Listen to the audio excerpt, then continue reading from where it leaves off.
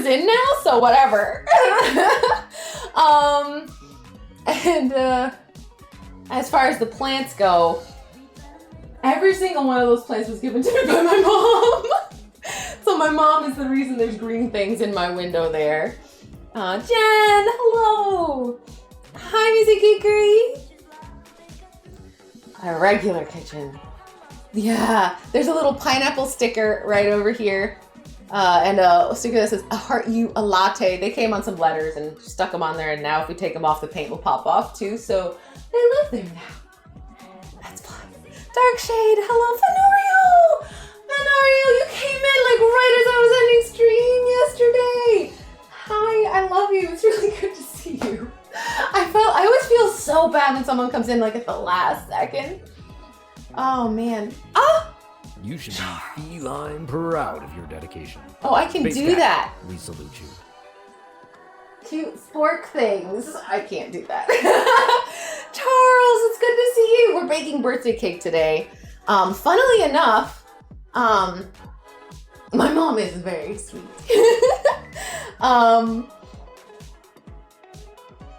Okay, so we're gonna start making the pudding. Then we're gonna bake the cake, and then there's a solid chance that the stream is gonna stop because I don't want to hang out in this kitchen in 90-degree weather with an oven on for an entire hour. However, I do also want to make the pavlova and other stuff. So we're gonna kind of take it as we go. We'll see how I'm feeling, how overheated I am, all that kind of stuff. Isiro, you're not late, I just got here. You're fine. The stickers on the laptop, this is Rabbit's laptop, and there are so many stickers on it. We've got, man, oh man, do we have a lot of stickers. I can try to remember and take a picture of all the stickers. Some of them are my stickers, they're Spork stickers. Oh, yeah, my eyewear advertisement stream. Yeah, I got gifted a whole bunch of different glasses. Why is it called pudding when you put the ingredients and you put out the well, oh, that's that why? Maybe, yes. Hi, Crystal. Pauladino as well. Chico, welcome in. Hi, everybody. The summary of my dress. Yeah, the skulls and the roses and the blackness of it. This is my kind of summer right here. Oh, Fenorio, thank you for complimenting me on a thing that was my choice. So thank you. I appreciate that very, very much. Sporkers. That does sort of sound like it sounds like a weird off-brand version of like pot stickers. I don't know, Kid Jammer. Pauladino, I hope you're doing well. I think, I have 2 different glasses of beverage here. So I'm ready to go hydration-wise. I have my mom's recipe here. Somewhere. Oh God, I went the wrong way. And that's about it. Oh. Don't touch that table. Oh. I'll take the recipe off of it. Yep. Everything there is super loud. Do not. Bong, bong, bong, bong. I'm a big old stompy monster. Rawr. Also, look who's back. It's Sagan. Where's Tiny Nails? Tiny Nails is like Sagan's biggest fan. Skeletons and roses are so fun. Oh, that sounds lovely, Fenorio. Hi, Sagan. I need to bake. I can't have cat hair on me. Oh, you were so sweet. Hi, buddy. Can you show everybody how much you need the head pads sometimes? Yeah. Oh, that's how much. Okay. All right. A little Sagan time. He's not used to me being in the kitchen for tons of time. But whenever I am in the kitchen, for whatever reason, this is like his attention time. He likes to come over here and look out the window. So sometimes I'll just chill like this in the kitchen for a bit. He's purring like crazy. Hi, dude. All right. Hi, buddy.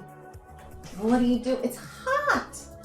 Why are you here? You are so warm. It's like wearing a preheated fur coat. I'm dying. Hi. You're so cute. Alright, I can't read chat from that far away though. He gets to pet and he gets to watch the window. Yeah, it's a nice trade. I agree, big fire lizard.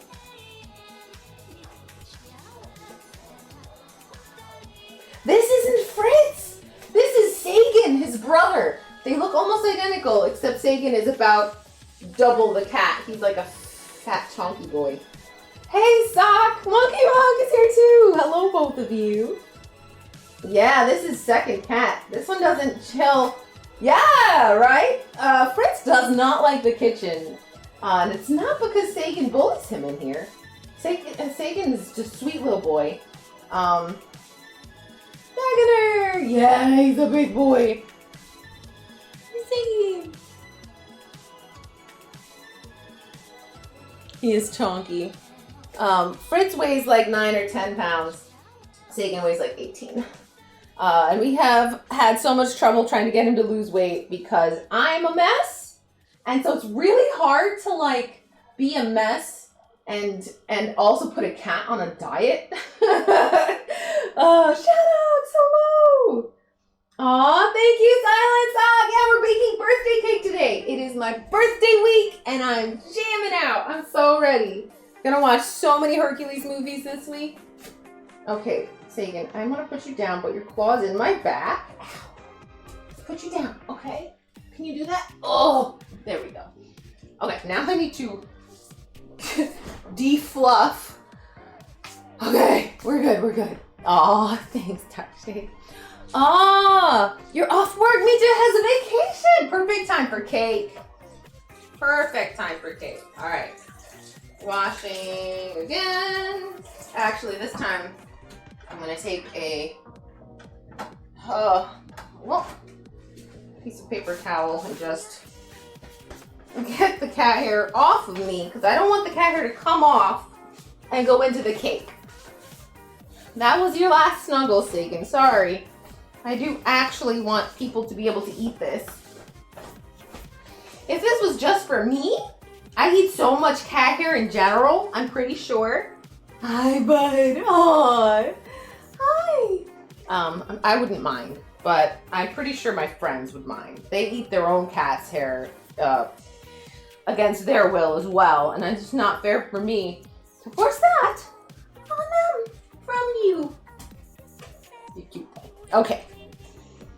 Lid roller. Yeah, I have one somewhere. But honestly, a damp hand works really good. All right.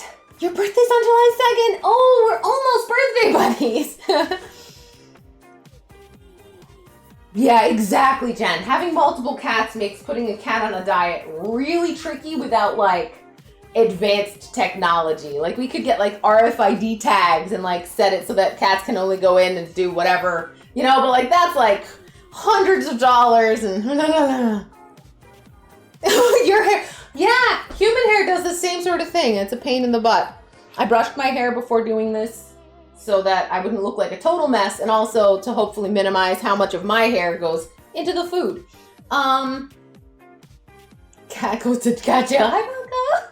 All right. Oh, just the one cat. Yeah, music geekery. Cats are, it's hard because they're so sweet. And when they communicate with you, you know that they need something. And it's really hard to not give them what they need because they're hungry. And they're like doing a good job communicating even though there's no language, you know, there's a language barrier there. Hi, Nathan. It is. It's party time. Let's actually get started because I have a limit to how much time I have because people are coming over for D&D tonight. And I'd like for the house to have a chance to cool off after all the baking. So I need to chop, chop, chop, get going. So let's make this custard. What you're gonna need, I get to go to the fridge. All right, what you're gonna need is 4 eggs, sugar, flour, and milk.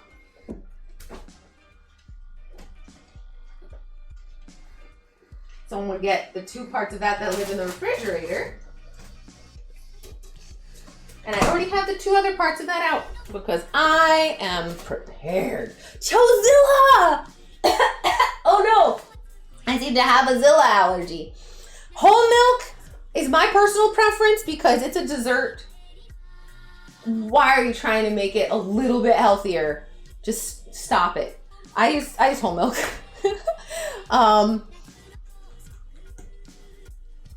Aww. You're gonna join the baking session this week when something came up and I'm sad. Well, you know what? You'll be able to watch the VOD. I'll be posting the full recipe in the learning corner where people post recipes sometimes, and all that jazz. So don't worry about it. You make sure you take care of life however you need to. Kip Hop, thank you. Good to see you. Oh, the bot's not up. That's because my computer upstairs is not up. This is a scuffed, broken stream. Don't worry about it. It's okay. Thank you, Kip Pup. You're gonna have to use I think the Twitch default one, the slash bracket one should work. Other than that, I don't know what to worry about. I still can't believe I have milk in canisters. I don't know. It's not my choice. Yes, Foji, it is. The purr's not gonna work. A lot of things aren't working for this, and that's my bad. I'm sorry. Bam Hipsternator, thank you. I'm glad you like my cool skulls and roses dress. Soft skulls and roses and Dia de los Muertos. Yeah, I can words. Oh boy. Okay. So yeah, improv cake is not gonna work so good, Josilla, just so you know. There's a few little substitutions or additions you can make to this cake that are amazing if you want to, especially if you have matcha. Putting a teaspoon or two of that into the cake will result in a delicious matcha sponge cake. Or putting the lemon zest into the cake will turn it into kind of more of like a lemon sponge cake. Those kinds of things. Little ghosties would be cute too. I mean, skulls, ghosts, honestly, kind of same. You know what I mean? Yeah, no box drop in on me. I didn't turn off the thing, so if you feel like flushing channel points down the toilet, you technically can, but you probably don't. Don't worry about it. Oh my gosh, I love that idea, Music Geekery. Yes. All right, so with these 4 eggs, let's, what am I doing? Hold on. Thank you. Okay. Let's go to the other camera mode. Rabbit set this up really nice for me. I think the scene is called Bowl.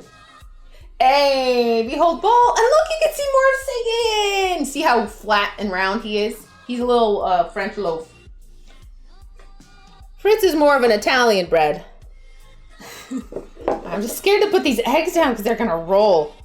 Okay, we're good. All right, so I have a metal bowl and a plastic bowl. It doesn't really matter what materials they are. This is for the egg whites. And this is for the egg yolks. That's really... Actually, you know what? This might be too small. 1 second. I think this is too small of a bowl. So I think I have to put sugar in here too. Here. There we go. This is going to have other ingredients in it, so let's do this. The only thing you don't want with the egg yolk bowl is you don't want it to be a plastic that's going to like melt. Not that you're going to get the temperature in this very high, but you will actually be adding heat to this. You're going to be pouring some hot liquid in. So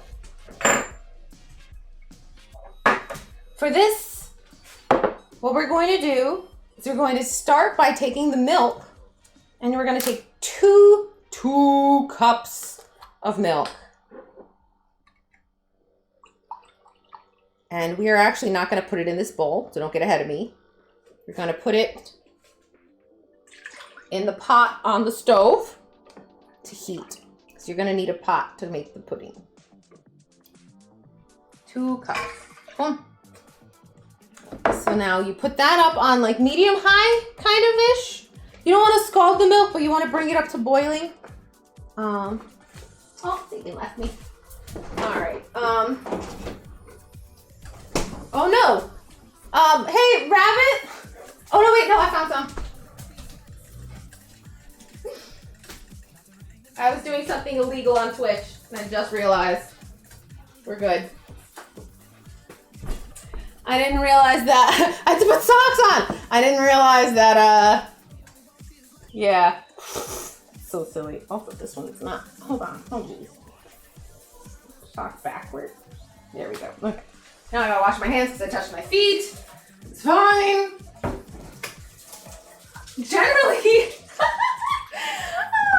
one of the things that happens when we're doing these streams is you'll notice I wash my hands like 700 times. There we go. Okay. Didn't mean to do that. Didn't realize the camera angle was going to show my feet. I can't get ahead of you. Oh my God, music geek. Why? All right. So step 1 is done. I think I put the milk away. I hope I put the milk away. I don't see it. It's gone. It's either been put away or has been lost to humanity. I do believe so, Kip Up, except on, it used to be at least, except on beach swimming pool one. All right, so if you've never separated an egg before, just take the top off of the egg. This is a container for the egg whites. Yeah.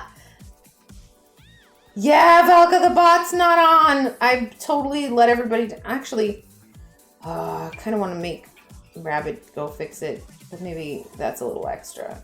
It's fine. It's fine. I just realized you're not getting any sticky points for this either. Can I do it one-handed?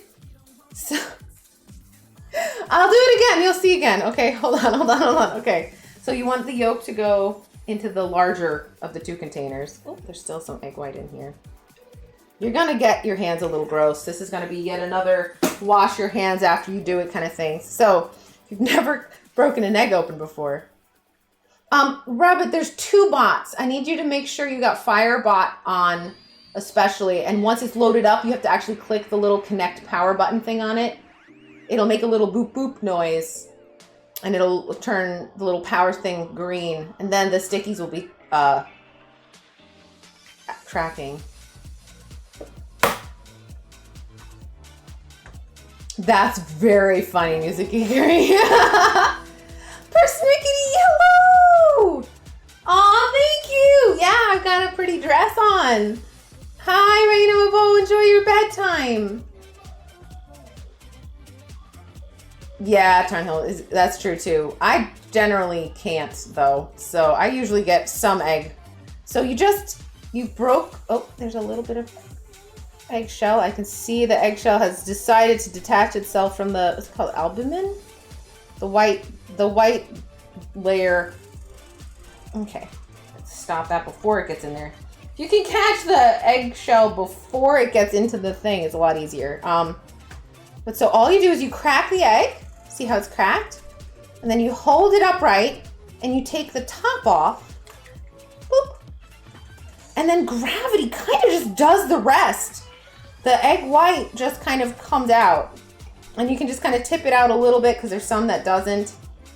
And then you can even tip it over into the other one to try to get the egg white out. And then boop, done. Bam. Hi, Aquamentis. Yeah, that is part of it, but also we're saving, I mean, they need to be in 2 separate recipes, right? So, the thing that's important is, if you mess this up and the yolk breaks and you get any yolk inside of here, just start over. Make some extra custard because one of the things about baking is a lot of it is science and a lot of it is like pushing protein to the extreme and stuff like that. Oh, all right. I'm turning the milk off from over here because it is starting to simmer. As soon as it's showing signs of being hot, like simmering, making bubbling noises, bubbling at all, turn the heat off on the milk. You just want it to be hot. Because we're going to do what I think is called tempering the eggs. I don't know exactly what it's called. There you go. If you want to look fancy, you can just toss the yolk back and forth a bunch of times, but generally it's unnecessary. All right, these eggs go in the fridge. That are the egg whites, they go in the fridge. If you're gonna make pavlova, you want them to be cold. So into the fridge those go. Now, wash your hands.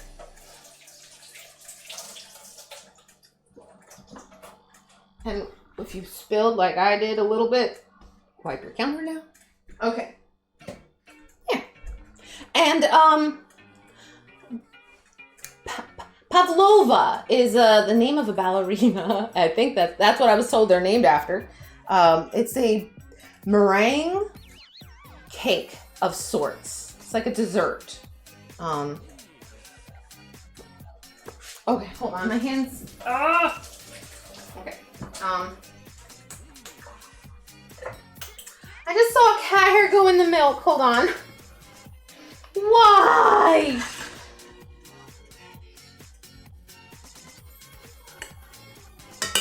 Okay. Cool. Love that. Use a strainer to get the cat hair out of the milk. Perfect. Okay. That works. Okay.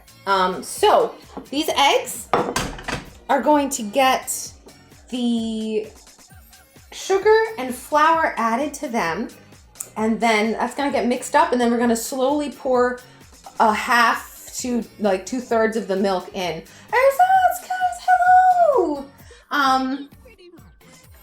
It is most likely Australian and named after a Russian ballerina, because I'm guessing because of the fluffy tutu, but it's basically crunchy meringue with like a marshmallow inside, and you put you top it with like a custard and whipped cream and fresh fruit. That's the go-to. I'm gonna do like a lemon kind of custard. I should, if I was an overachiever, I would make a lemon curd, but I'm not gonna. Kind of, yeah, Chazelle. It's got like a soft, gooey, fluffy inside. Kind of like a, lemon meringue pie. That sort of filling, or the topping of a lemon meringue pie. It's like that. It's very much like a marshmallow, but it's got like a baked, crunchy outside. Oh, it's Hubs! Yeah, it's a boy. I just left Megan. Hello. Oh my God, all the cats. Okay, I'm gonna get my cup measures out. If you don't have cup measures, these are the ones for dry. These are the ones for wet. I don't know what the weight of a liquid should be, but you need, or for what the weight of each thing is, because mass is different. But you need 3/4 cup of sugar and a 1/2 cup of flour. Neither of these are that measure. There's a 1/2 cup measure and a 1/4 cup measure. Okay, there we go. A 1/4 cup is 59 milliliters and a 1/2 cup is 118 milliliters, if that helps anyone. Hobbs, you're so handsome. I'm sorry, hold on. So 3/4 cup sugar.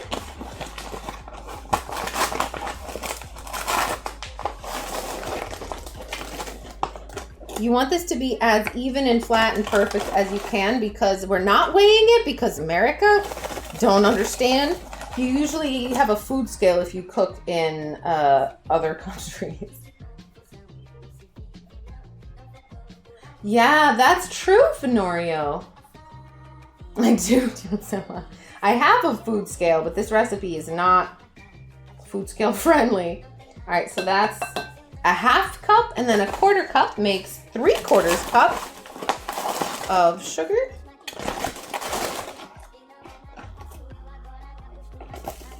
You can I did post the recipe, I think, with the amounts. Did I not? I hope I did.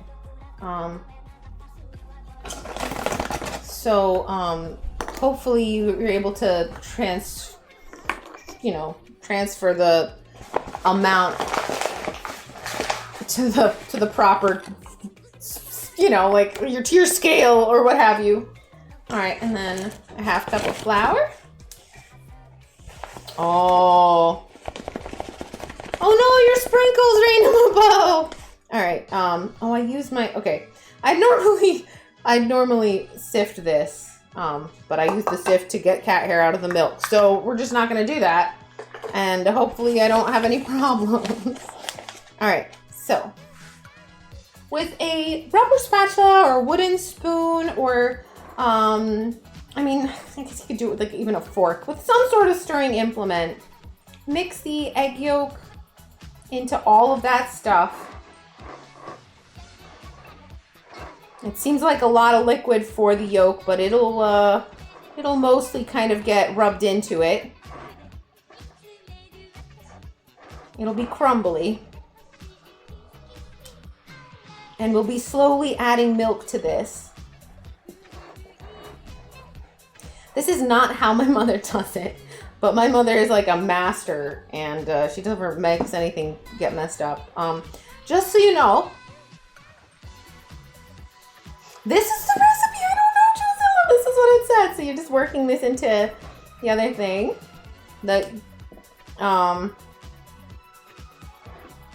And so just be prepared for this to fail, okay? I have had multiple custard failures in the past. Hobbs, you are so cute. Hi, dude. Okay, I'm gonna give you some snacks because I can't do what you want right now. Here. Now I'll wash my hands again.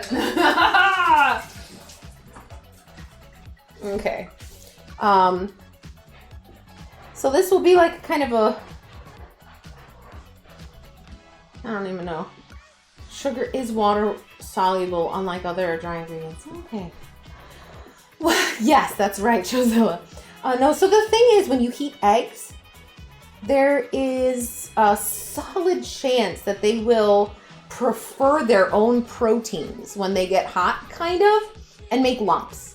Like unremovable lumps, almost.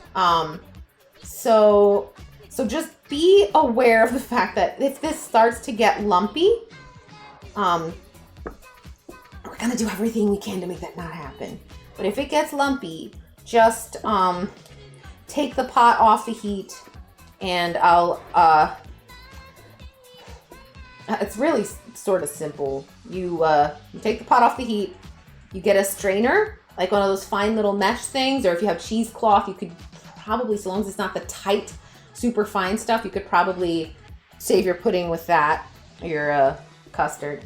All right, okay, see, this is like a doughiness now. We're good. Okay, here we go. Time to add some of the hot milk. All right, so take your hot milk and just put a tiny, like a tablespoon or two, just a tablespoon or two into this. Woo! Oh, I made a mess already. And just stir it around. You don't want to add a lot at once or it will instantly be lumpy, just because the flour and stuff didn't have a chance to mingle easily when things were of a higher viscosity. Well, no, if it gets lumpy, no, you don't. That's if things go horribly wrong. That's amazing rescue time. And then what you do is you put it, you whisk it if it goes bad. If it gets a little lump in it, if it kind of clots, it looks really gross, but you can just kind of get those out. Your custard won't be 100% ruined, but ideally, let's not get there. We're gonna be fine. All right, so now this is looking pretty good. I'm just gonna stir it a tiny bit more, make sure all the lumps are out. All right, and then we're gonna just put another little splash of milk while we stir here. We're putting hot milk into the eggs because the thing that keeps eggs from turning all kinds of lumpy is very slow, very gradual heat.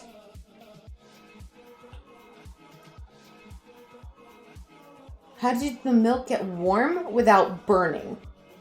It's a pretty high moisture thing. So when you heat it, so long as you're not putting it really, really hot, you heat it on like medium, high, medium kind of temperatures. And as soon as you see that it's bubbling a little, you turn it off. That's all. If you put it all in at once, you get scrambled eggs, basically, what it is. That's what it is. If you heat it too much, you basically scramble the egg inside of it. And then you have scrambled eggs and sort of pudding. And we don't want that. Hi, Jason. All right, so now I'm gonna add just a tiny bit more just to be safe. I really want this to go well. All right, so now we have the hot liquid with the egg yolks in it and the sugar and the flour and everything. And we're gonna put that on the stove. So now we go to a different camera angle. Woo! Yay, exciting. Yeah, they would not be yummy. Hi, Jason. But not right now, exactly, Kip. So now on the rest of the milk, put the heat to low, at most medium. You do not want this to be a quick process. I have to use an electric burner, which I hate because it doesn't really do what I want it to do. Not so much. All right, so what are you? Oh, okay. One of the eggs had, a couple of the eggs had like a little bit of like a white stringy gross stuff attached, and that has made itself apparent. It's refusing to mix into everything else, so we're just getting rid of those. Everything else kosher in here, guys? You good? Hope I didn't cook anything. It's all a little scary. Okay, so now we're gonna pour it into the rest of the hot milk, and we're gonna stir like crazy while we're doing. Also, this is the wrong scene.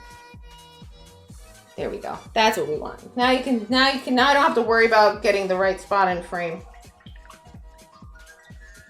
Oh, I'm scared. I'm scared. Ah! I'm scared. Okay. All right. It really can go wrong very quickly. Hi, Christian Knight. Hi, Little Octopus. It's good to see you. We're making cake and we're starting with the filling because it needs time to cool. So we are making a kind of creme pat, which I think is the right one. There's a couple of fancy things. This is where things start to go horribly, horribly wrong. I'm going to add all of this to the pot, not on the heat. I'm retracting that step. Just add it to the pot, and then we'll put the pot on the heat. Just the milk. We don't want to raise the temperature of the eggs too quickly. And I feel like I'm about to do that. We may have to start over. It's fine. You know what? I have a lot of eggs. I'm okay. I'm ready for this. Here we go.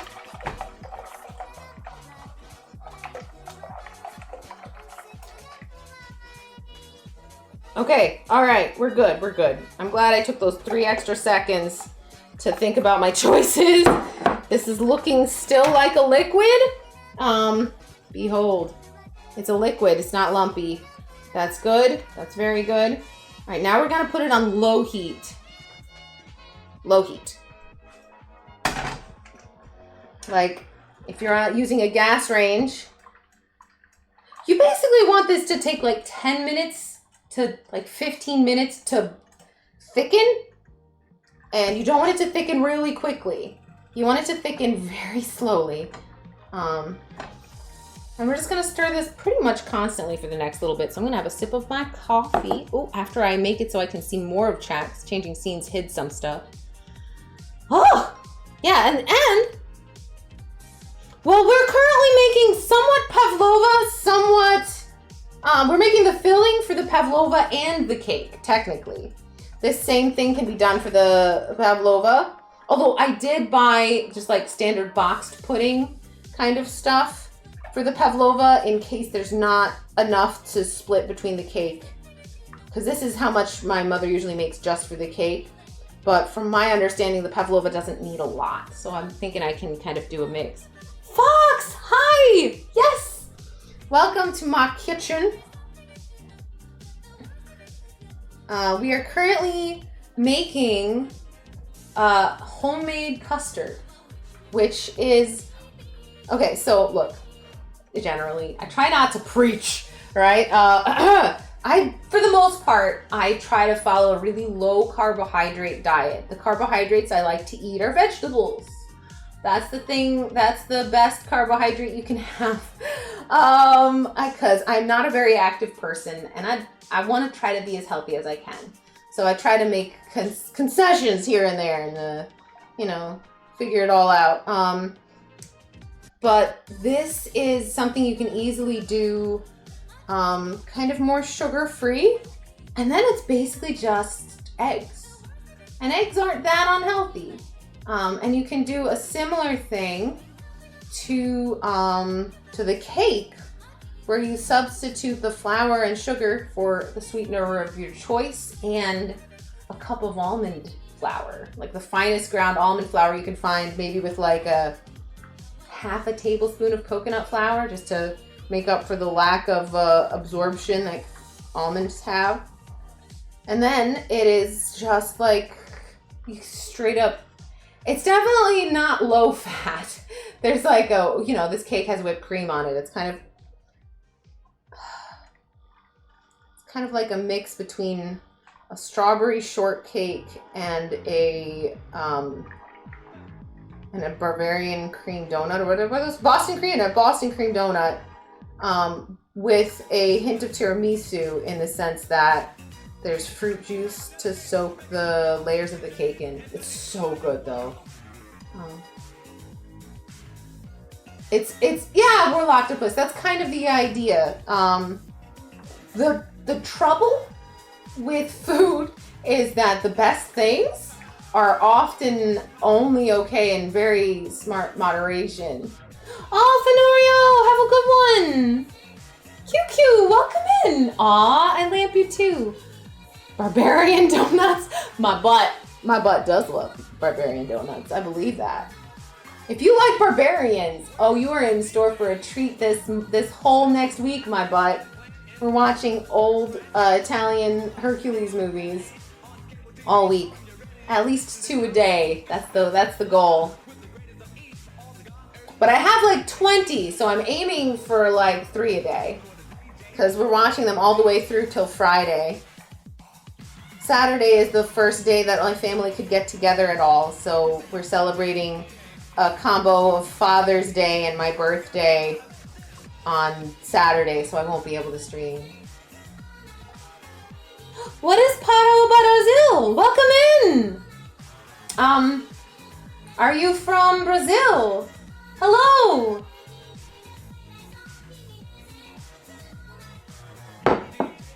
Welcome in! Do you know English? We try to speak English here. You can translate it if you'd like. Welcome in. We're making custard.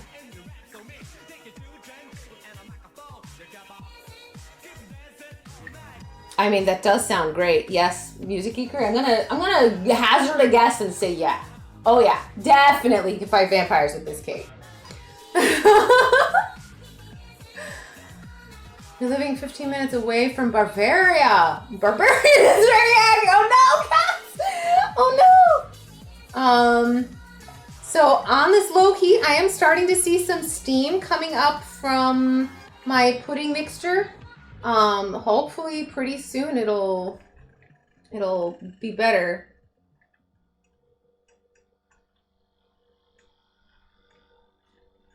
I think I know a song that's from Brazil. I'm trying to remember how it goes. Dos, na liga atrás.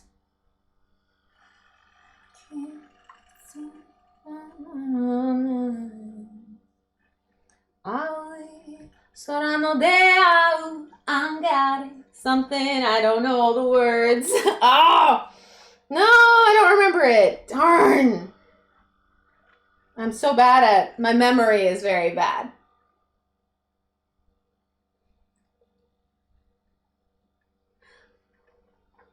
Yes! Yes! Yeah! I can't remember the name of the song right now, but this is your first stream here, XXD. But I'm a musician of sorts. I don't do a lot of music on stream, but I am a musician. Okay. I don't know if you can see this. Hold on, let me fix it. Camera. Now when I scrape the bottom of this bowl, I'm getting little solid parts. This is the custard forming. And so I have taken it off of the burner for a second just to integrate and make sure the whole base of the pot is scraped, because you don't want the pudding to stay on the bottom, because then you get scrambled eggs again. You don't want it to form. So once it starts thickening like that for you, just kind of take it off the heat for a second, give it a stir, and then put it back on. Not for too long. All right, switching scenes again. I am Warlock-topus. I'm maybe not a professional musician, but I am definitely a hobbyist musician. I love music too much to not be. Oh, it's okay. Thank you for using the translator so that I can understand you.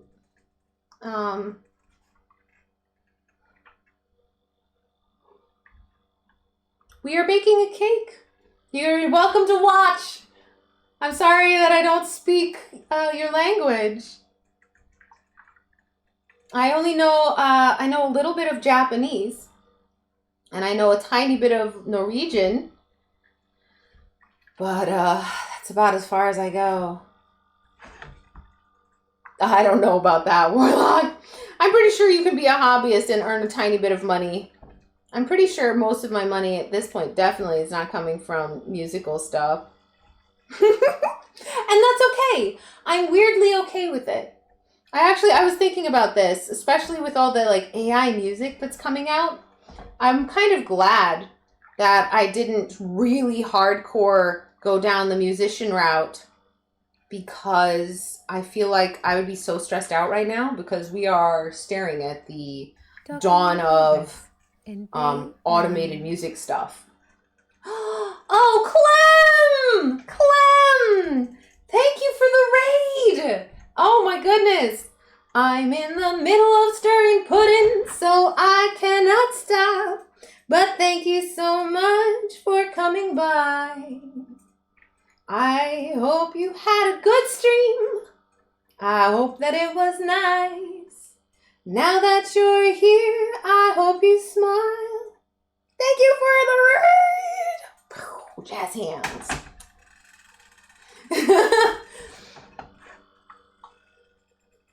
Pudding song. All right, so far so good. It's starting to get a little bit thick, but not yet. It's not like pudding yet. And we're going to be pushing this pudding kind of to the extreme because this is going to be going inside of a cake. Because this pudding is going to be semi-structural and also mixed in with whipped cream, we want it to be quite thick. And so that means we want to bring it, with this low heat, we want to bring it to a puddingy state and then stir it for a little while after. So we want this to do more than just like coat the spoon, so to speak. We really want this to coagulate. We want this to be some thick pudding. Try to have Moonberry of Celeste. Moonberry? I don't know what that is. What is that, Clem? I don't know what that means. You're referencing something I'm clueless about. That's right, that's exactly. Also, exciting kind of ish news. For my birthday, I'm going to be swapping my streaming room with a different room in the house. So probably shortly after the birthday special stuff is all done. Oh, okay. Ooh, we got more clumpage, but it's not egg, it's pudding. We're good. It's custard, I mean. Oh, I switch it here. So I'm just trying to be incredibly careful with this, making sure that nothing is really forming lumps or causing trouble. You can take the spatula and kind of push the lumps as they form, and to kind of smooth them out, because you want the custard to be smooth. You don't want parts of it to be thicker than others, so that is naturally happening because the bottom of the pot is thick, warmer than every other part of this. So, oh my gosh, I'm so glad that this is going all right so far. All right.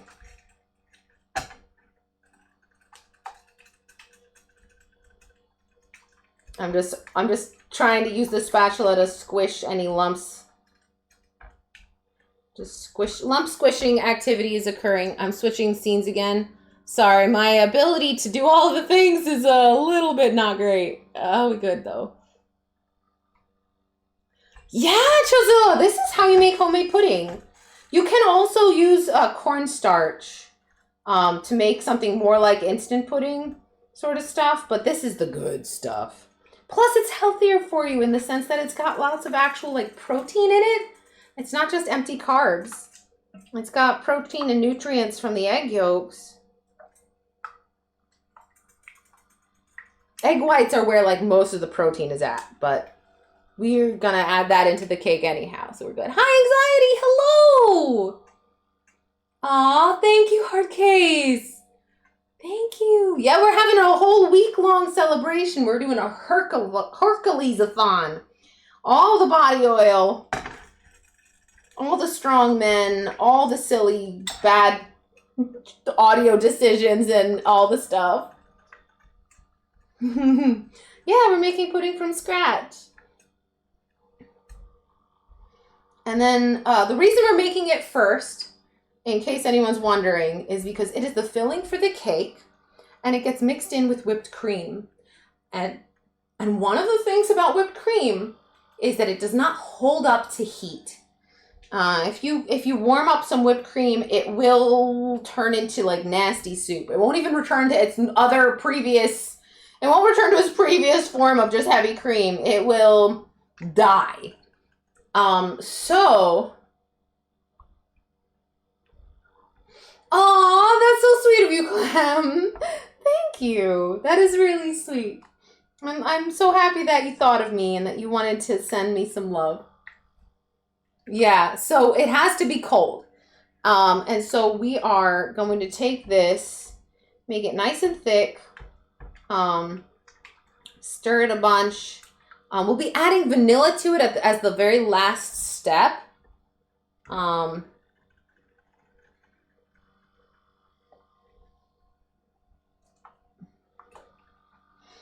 then we'll be letting it sit to cool for a little bit so we don't just cook the inside of the refrigerator.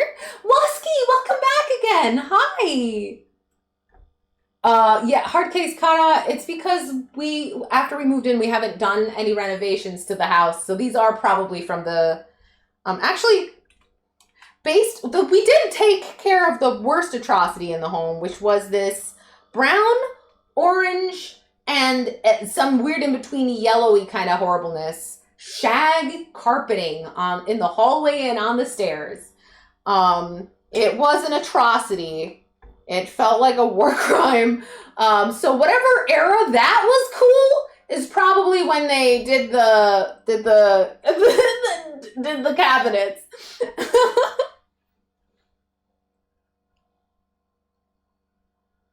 '70s, yeah, it's probably from the '70s. Wusky, I am making pudding for a cake filling because today we are making a birthday cake because it's my birthday this week and I wanted to celebrate with my D&D friends, and I want to celebrate with all of you too. So I'm baking this cake for them and in a way for you. I'm showing you all how it's made. And the first step to this cake is to make the filling. Like I said, because it's gotta cool first. It really does. I really, really wish it was not going to be 90 degrees out today. Fahrenheit, of course. Mr. Lily! Hi, Mr. Lily. It's good to see you. Art Deco stuff. Art Deco is a neat art style. It's the one I'm thinking of that has like lots of like repeated lines, kind of like like statues, but also like sharp kind of angles stuff. I don't know. Ooh, it's really thickening. Oh, let me show you my progress. Look, do you see this? Look at how thick it is now. It's lumpy, and it will be lumpy for a little while here. I'm working on that now.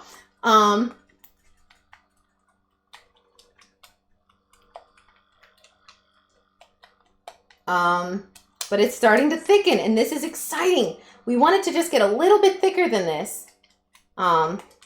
These lumps are okay. These are not egg lumps. These are pudding lumps. It'll get kind of, if you overdo it and the eggs get scalded or whatever and scrambled into this at this point, what'll happen is the pudding will just get kind of grainy. Like little, it'll not be a smooth mouthfeel. It'd probably still be yummy, but it won't be the best pudding you've ever had. Oh, Mr. Lily, yeah. Aww. Yeah, this might be better to, trying to think about how to get most of these lumps out easiest. I'm gonna grab my whisk. We're gonna whisk it. Whisk it for the biscuit.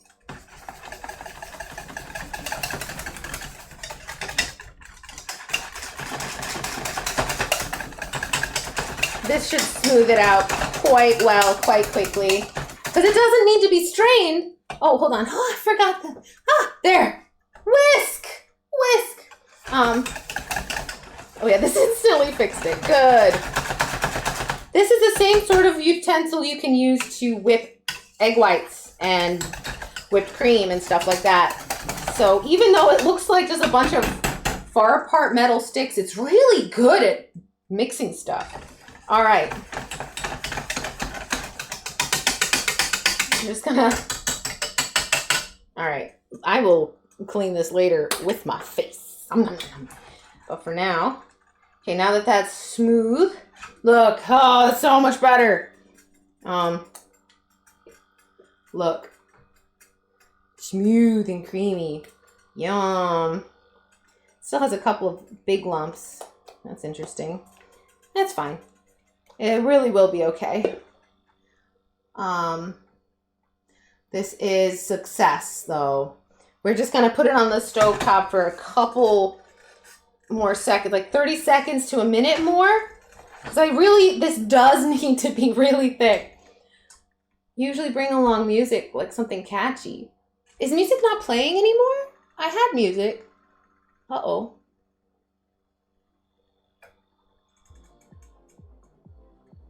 Oh, there we go. It did stop, didn't it? YouTube did that, oh, you're paying attention to me thing. So rude. Jeez, there was music playing for a long time. And then it stopped. I am a professional! Suffixes, hello!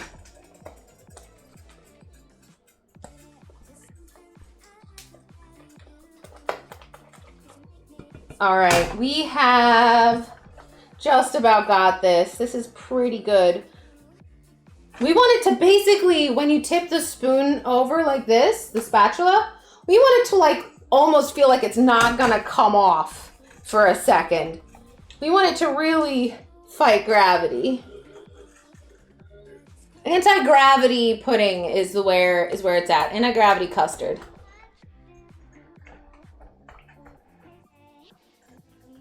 No, Suffixes. Actually, interestingly enough, our cats are very good jumpers and are capable of getting up on the kitchen counters. And have never shown any interest in doing so. And I am so glad. That makes me very happy. It's so much easier when they don't. Okay. I think we've got it. This looks good. Yeah, that is pretty solid pudding. But once it's cold, it will get even harder. All right, so I'm gonna take this off the heat, turn the heat off. Away we go.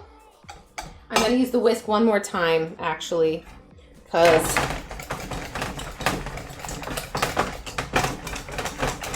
I want it to be perfect. That's why. You don't want to over-process the pudding at this point, because that can actually be a problem. Like if you whipped it really hard, you would probably get a softer pudding, because proteins are confusing. All right, hold on, I gotta wash my hands. Every 3 seconds. All right. Vanilla. I'm yelling for no reason. Where are spoon? Okay. All right, now hear me out. This doesn't seem like a lot of pudding. And this is gonna seem like a lot of vanilla. However, oh, let me go put one of these on. My mom made this. Okay. Oh, we are gonna put an entire tablespoon of vanilla into this. Her recipe calls for actually more than this, and I just can't bring myself to do that. So here we go. I bought more vanilla because I knew I'd need it.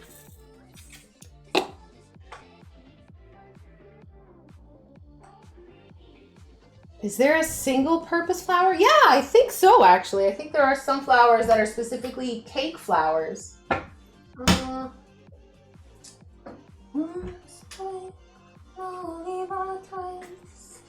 Now I have that song sort of stuck in my head.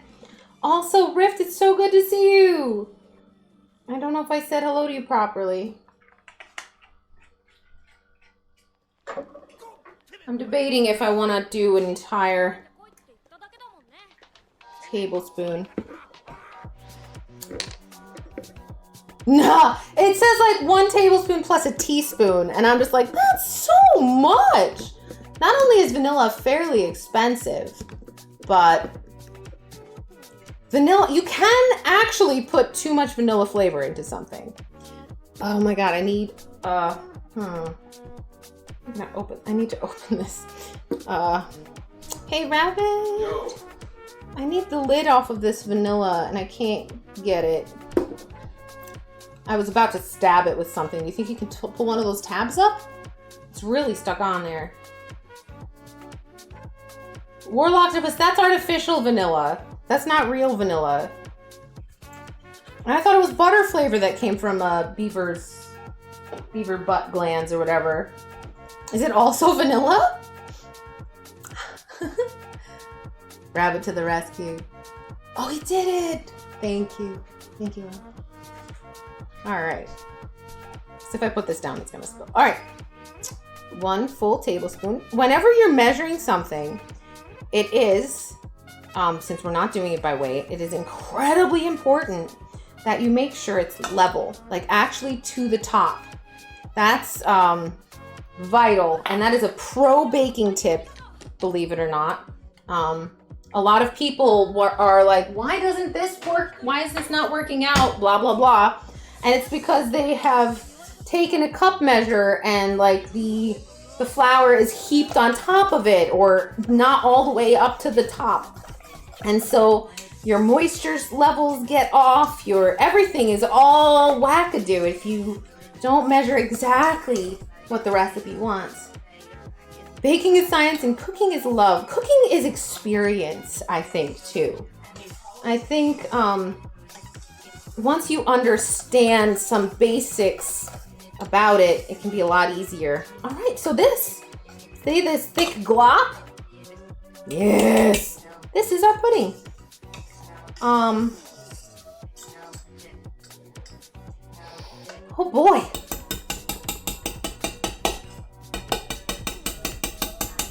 Okay. I'm gonna use the spatula again just to clean the sides up. Smooth it down. We're gonna stir this a little bit before we end up putting it in the refrigerator, because one of the things with milk-related products with pudding. Wow, Foji, how dare! Where am I putting it? I'm putting it up your nose. That's where I'm putting it.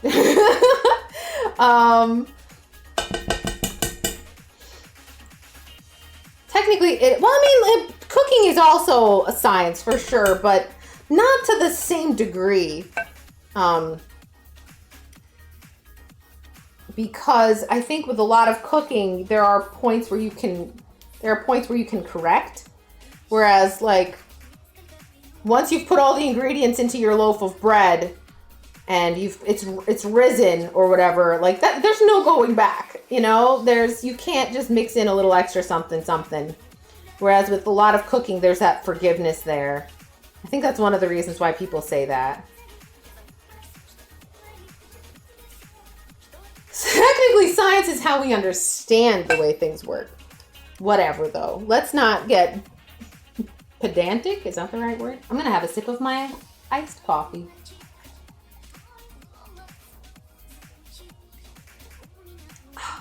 Now, this is a basic vanilla pudding. If you wanted to, you could get really, really creative with this.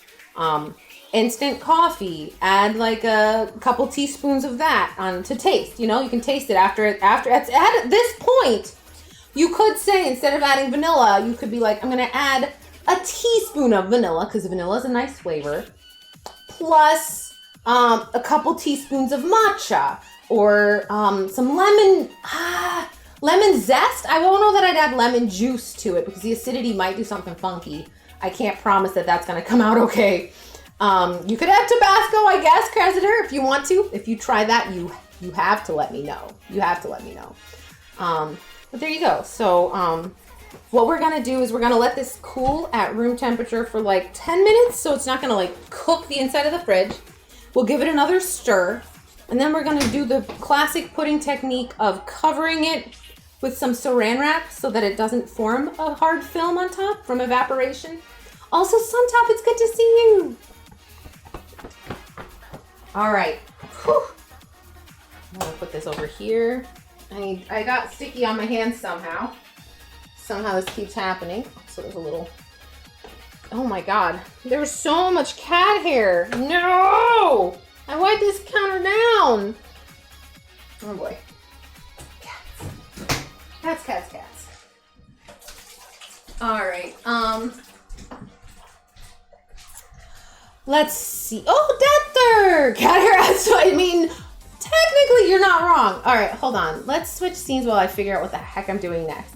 Huh? Okay. So that's the custard. That's part one. Taken care of. That's the filling. Next up is the sponge cake. So what do we need for that? Let's just go over the recipe first. Pro baking / cooking. Anytime you're following a recipe tip, read through the whole recipe if you've never done it before or if it's been a while. And just to make sure you got all the steps and you understand why you're doing the things you're doing.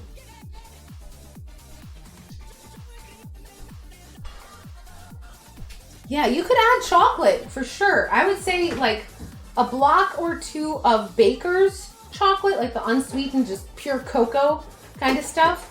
A block or two, like they're usually in like little tablespoon sized pieces. Chop up a couple of those and stir it in while the pudding's hot. That would probably work really well. That too, Cressiter, yes. Oh, Trozilla never reads the recipes. Well, aren't you a magical and special being? I read recipes, unless I have a memorized thing. Like I know how to make Norwegian pancakes, like they're kind of like crepes.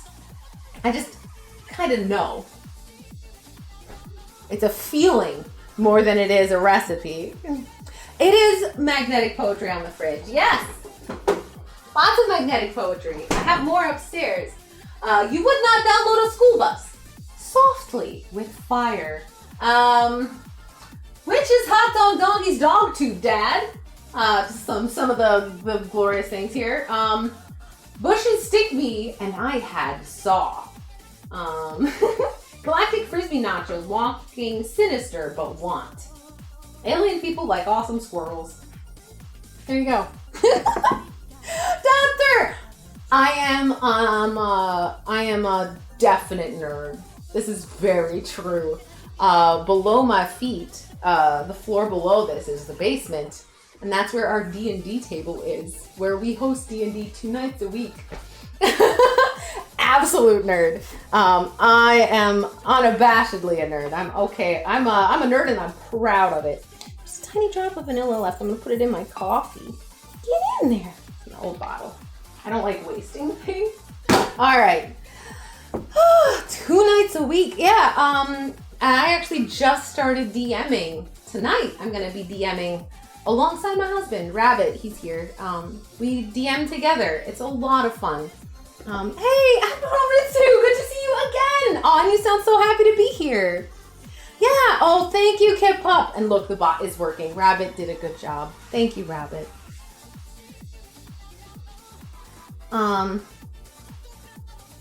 So nerdy. I know, the most nerdy. Plus, I have this dream of actually hand making dice. I have a pre-bought mold that I don't want to use to like make dice to sell, but I want to make some dice for me at least. And now that the weather's finally warmed up again, oh yeah, I can get into what's so Sporkle. Oh, wow. Oh yeah, that was really loud. Also, I'm really loud. Is the audio okay? Am I like cutting out, or is anything really garbage? Oh, do you really, Riftblade? I didn't know that. If you lurk, we have no idea. I love that that's something that you enjoy absorbing every once in a while. It is hot in here. Okay, let's get to this. Cake. 6 eggs separated. This is a sponge cake, and one of the things that provides a lot of the sponginess and the fluff to the cake is egg whites. Like a meringue, you mix the meringue into a cake batter. You fold it in really gently, and when you put it in the oven, it creates a sponge cake. Magic. So we're gonna separate those eggs. The yolks are gonna go into the batter. So we don't have to put anything in the fridge there. 6 eggs separated, a cup of sugar, and a pinch of salt. And these 3 things, because of the way my mother writes recipes, it's needs translation or experience. So those 3 ingredients kind of go together. You beat the egg whites and set those aside with the salt. And then you beat the egg yolks, and then you add the sugar in slowly until it's very light and fluffy, because that is another spot where you can add some air and some leavening, kind of, to the recipe. And this is something that they do in like chocolate chip cookies too. You'll notice that they often whip butter and sugar together till it's fluffy, and that's because it adds tiny little bits of air. Why are we talking about librarians? Is it the glasses? It's probably the glasses. I'll go change my glasses. No, let me. I probably have a bit of a librarian vibe. It's because librarians are cool, and I'm pretty cool. I'm sorry, I can't do that. I'm good. Making dice seems like it'd be so fun. Oh my gosh! Wait, oh Fox, you play D&D too? I didn't realize.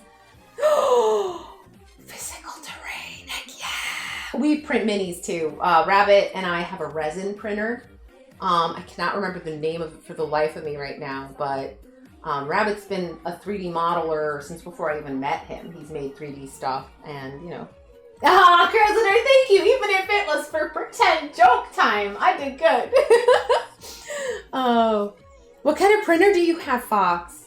We have some extruder printers, and they're old and neglected at this point. It's very sad, actually. The coolest cat lady, that's me. You know what I don't have? I need to find a cat lady dress. I need one of these, but with like balls of yarn or something on it, you know? I need a cat lady dress. The clickety-clack rock. Well, you know what, Fox? If I get this underway and it really works out, maybe you can vicariously make some dice through me or something. We have an Elegoo Mars 3. Thank you. Look at me knowing things. I knew that. Okay, so that's step 1 is the egg stuff. Then, I don't know why it's boiling water. But, oh, you know what? I don't have one of those either, Warlock. All right, I'm gonna have to hunt down 2 dresses. Strawberry milkshakes! It's my birthday. We're having birthday week. And today I'm baking cake so that I can feed my D&D friends some birthday cake. A couple of them, kind of their birthdays got kind of, the timing wasn't very good and we didn't get to celebrate their birthdays either. So it's really, I'm just throwing a birthday party for everybody. But it's mine. And it's not today. No, the cake will actually be eaten tomorrow. Speaking of, I think we've been talking for about 10 minutes. It's time to take our pudding. Oh, wow, it's already solidified a lot. I'm an FDM, whatever you call it, because it seemed easier to start out with Ender 2 Pro. Got another good deal on the second-hand ones, and I have 2. Heck yeah. That is the way. Oh, thanks you for your kindness and contribution to strawberry milkshakies. I do not have the equipment for it with me, but I'm writing your name down because you gifting those subs gives you a glow-in-the-dark star on my little galaxy board for the month. I'm doing little special extra thanks for people who go a little extra. What the heck? Strawberry milkshakies. It's so nice just to see you. I'm just happy to see you. You know you don't have to. You know you don't have to. I will. Oh, I will send Spork after your kneecaps. You be careful. Strawberry milkshakes, thank you so much. Okay, let me write your name down here. Just because I don't want to make any forgettings. And next time you come by this week or what have you, I'll put the little sticker up. I better scatter. Oh, you've been busy, huh, Strawberry? I hope you're doing well. It's always really nice to see you. And I love that you think that this space is worth your money. Like, it blows my mind. I don't know how genuinely that comes across when I'm puppeting Spork, but oh my God, you guys. I feel so spoiled. I get to do things with people I like, and then the people I like what I'm doing so much that they want to help me make a living doing it. Like, wow, that's crazy. It really, really is. And I'm so thankful to each and every one of you. What's a few kneecaps among friends? True, true. Oops, that's my pavlova recipe. Oh God. Okay, there we go. Themis, it's good to see you, by the way. Hello, and Jabba Bob, did I say hi to you today? We're gonna get through this recipe and then I'm gonna get started because we absolutely have to. I'm gonna look at the recipe while I stir this pudding, which is now incredibly thick. This is awesome. Oh, this came out better than last time. See, look, it's like not even, it's gravity defying pudding or custard, sorry. Technically it's custard, I believe. I gotta get my terminology right. I'm just gonna mix it up a little more because there's still a couple of bits that are a little bit more lumpy than I'd like. If you want it to be incredibly smooth, you get yourself one of these. So then I gotta rinse it off because I put cat hair. I sieved a little, I rescued some cat hair earlier. I rescued some cat hair with this, but I'm probably gonna need to use this actually. So let me clean it and dry it a little. But see this mesh here? One of these, you could take the pudding, and like put a blob of it in there, and then with a spoon press it through, and whatever's in, like into a new bowl, and whatever's there will be not lumpy for sure, basically. Sasso, it's good to see you again. You had some foresight. Wait, what's this? I missed something. Oh no. Is Strawberry Milkshakey psychic? Oh! Ace, hi, good to see you! So I'm gonna make resin dice. And I have all the stuff to make it. I've been poking around with resin, other things to kind of get familiar with the product. Ace Space, it's good to see you.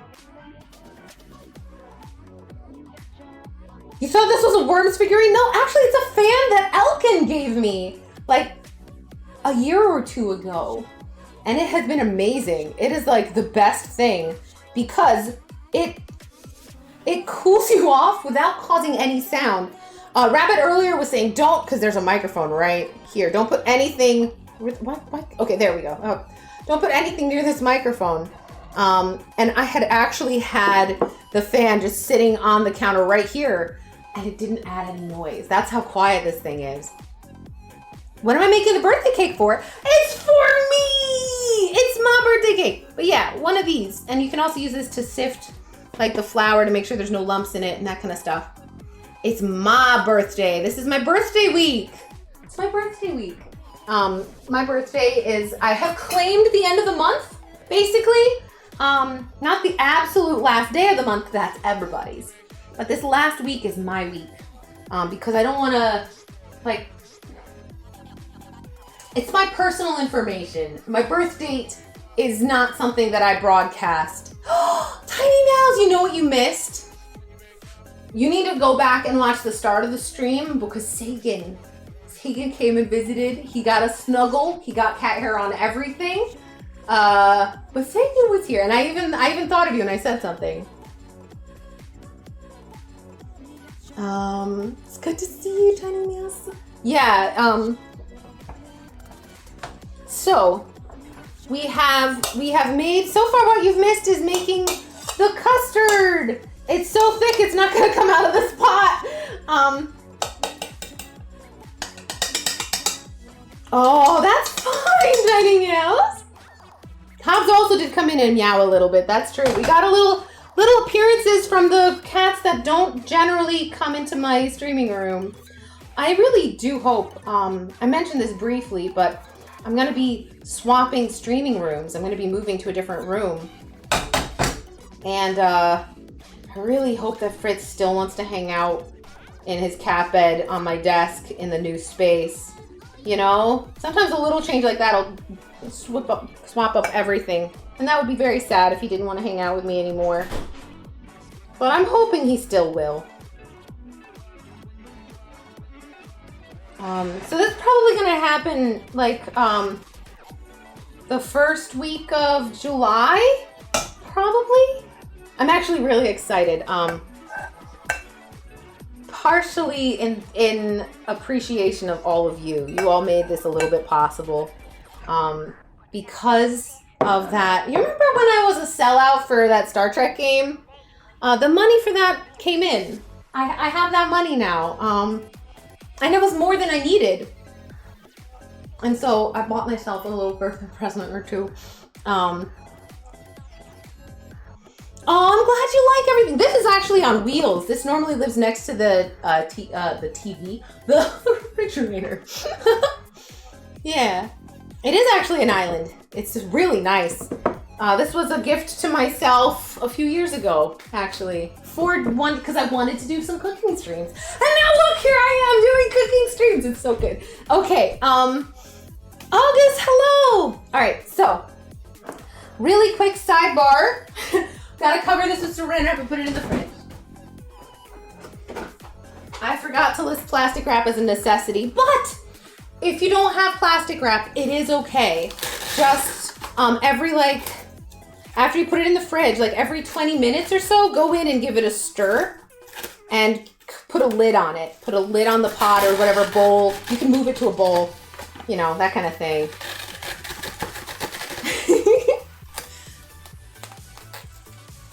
Yeah, we used to be game developers. And when we were game developers, we would go to conventions. We went to E3 one year to show our game. We went to PAX multiple times. And we got that as a laptop stand to demo a game. And it has been incredibly nice. Are we still working on a game? How do I put this? You want the real talk of it? So, if you want to learn about the coolest game we ever came up with, Google Upsilon Circuit. That's how it's spelled. It's Upsilon is how it's pronounced Upsilon technically, but we just say Upsilon because English is different than Greek. UPSILON. And then circuit, the word circuit, CIRCUIT. Google Epsilon Circuit. There's a Kotaku article and possibly some Wired magazine stuff. We had a really, really cool idea that crumbled and left both Rabbit and I feeling really bad. Like really bad. Like we were on the top of the world and then it just crumbled. And it has left Rabbit with a lasting depression. He had an actual like earnest to goodness breakdown. And because of that, making games is not something that's easy for him. Making promises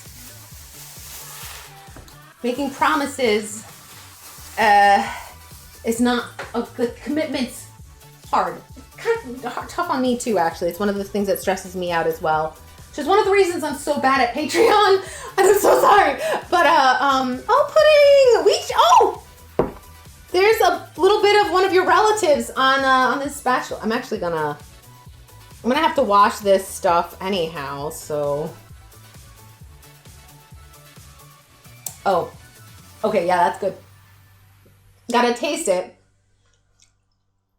Rabbit, do you want some pudding? It is really thick. But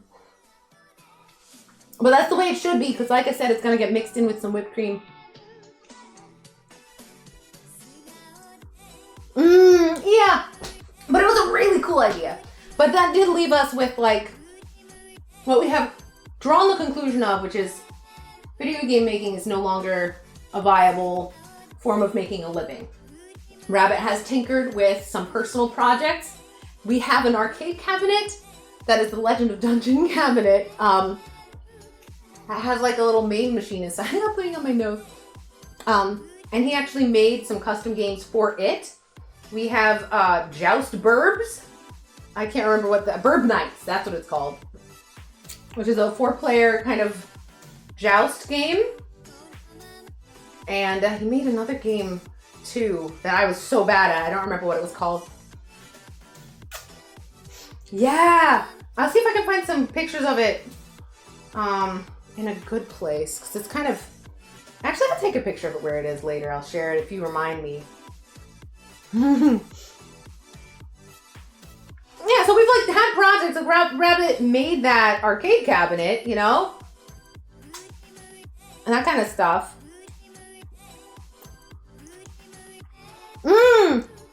Oh yeah, Tiny Plumbers. Super Tonyland is technically unfinished, but really the only part of it that's unfinished is that it doesn't have music. So, or it's not the music it's supposed to have. So it really is kind of a finished game. It's just kind of sad that it never really got to see the light. It's technically on Steam, but it's unreleased and we never promoted it or anything. All right. I don't think I need this whisk for anything else. So I'm just gonna give it a quick, brief rinse so the pudding doesn't glue itself to it. And then snap it in the sink. I'm just gonna stop putting on my nose. I can feel it. Hold on. Oh no. Okay. A childhood dream thinking of an arcade cabinet. Unbibam. You would be surprised. Ooh, pudding! I just cleaned the counter, so it's actually okay for me to do that. I will be using this spatula again, so I'm just gonna clean this off. You can find actual arcade cabinets still. In fact, if you are ever in New Hampshire, which I know is across the ocean for many of you, but there's actually an arcade museum of sorts that is a 3-story building, I believe, or at least two-story building. Huge though, and it's filled with functional arcade cabinets that go through like the entire history. Yum. Okay. All right. Now I'm washing this with actual soap because I just stuck my fingers all over it. So let's wash this. Yeah. Oh, that's awesome, Cressitor. An asteroid's one of the common cheap ones. Yeah, Vector. That is true in B-Bomb. There's some really cool arcade games out there.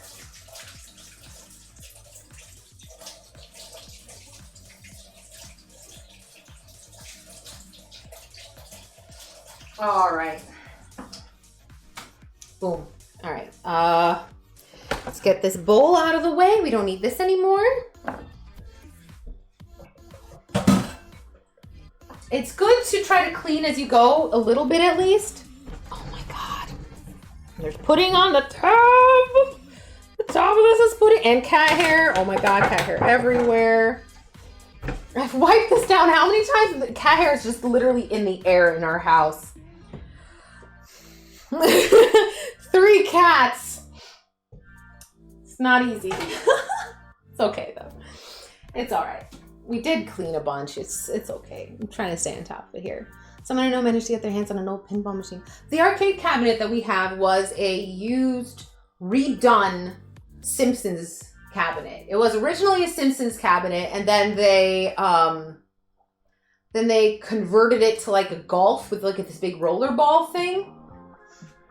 Another open secret. All an arcade cabinet is a wooden box surrounding a video game setup. You can definitely make your own. You do need some large pieces of particle board and like a saw and stuff. Yeah, exactly, Michael. There's just no option. You have to. You're gonna eat some cat hair. All right, let's get my mom's amazing cake. Trust me, this is the best cake you've ever had. All right? It's so good. Some people who tried it one time ordered one from my mom as their wedding cake. That's how good it is.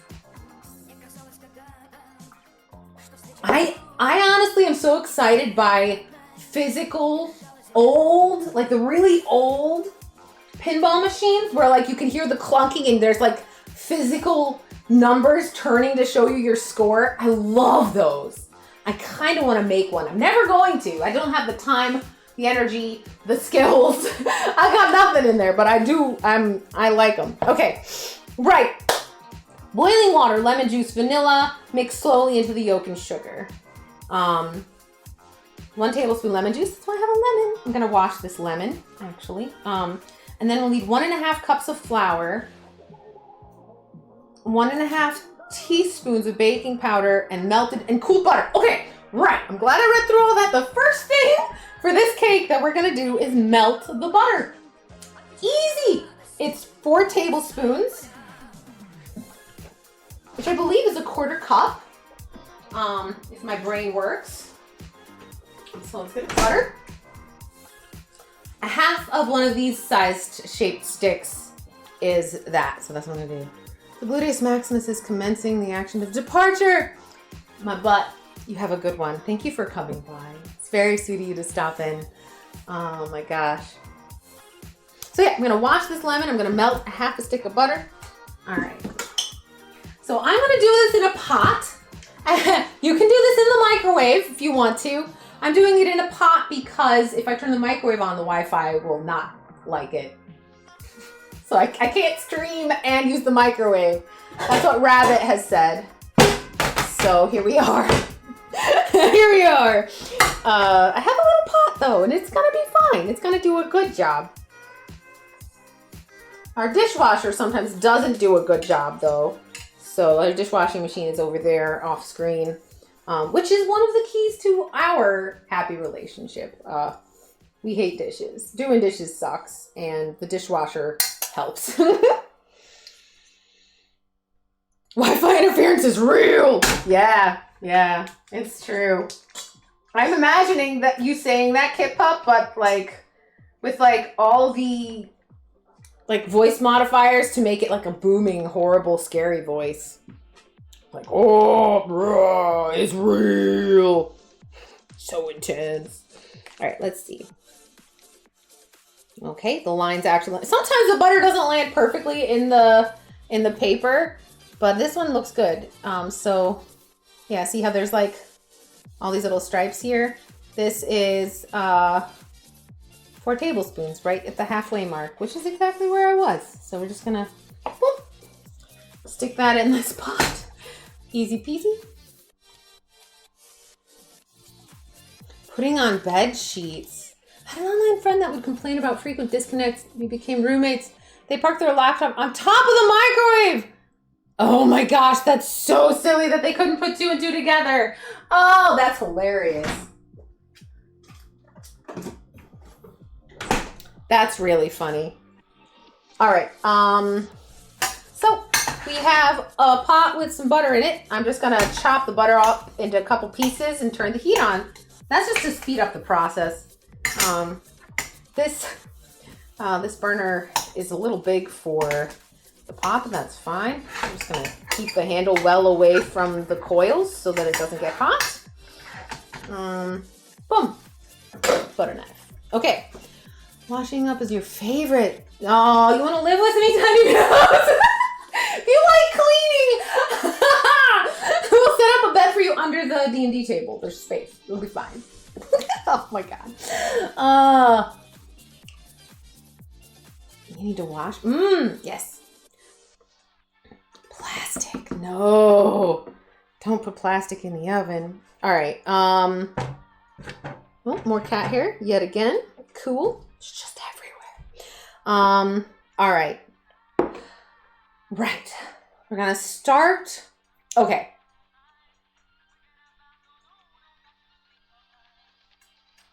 Oh, I understand that good name to read. Also, hi! I don't think I saw you come in. Hi, good name. Did anyone else sneak in that I didn't see because I was in like a fugue state of cooking?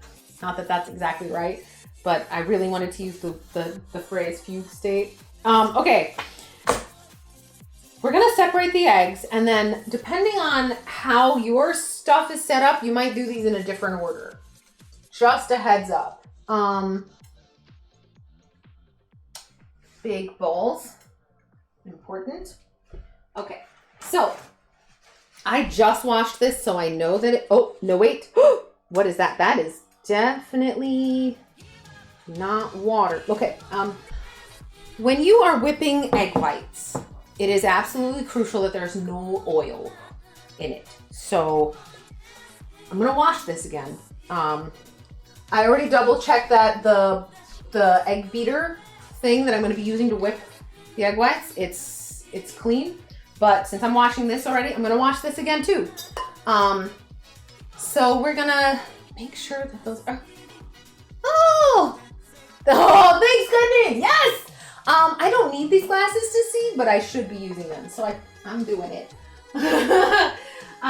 They're a pretty mild prescription, and the prescription hasn't changed since I got it as a teen.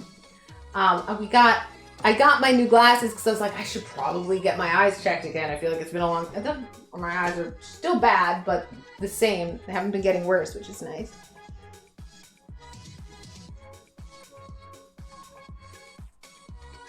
Medieval political battle? Wait, what could be?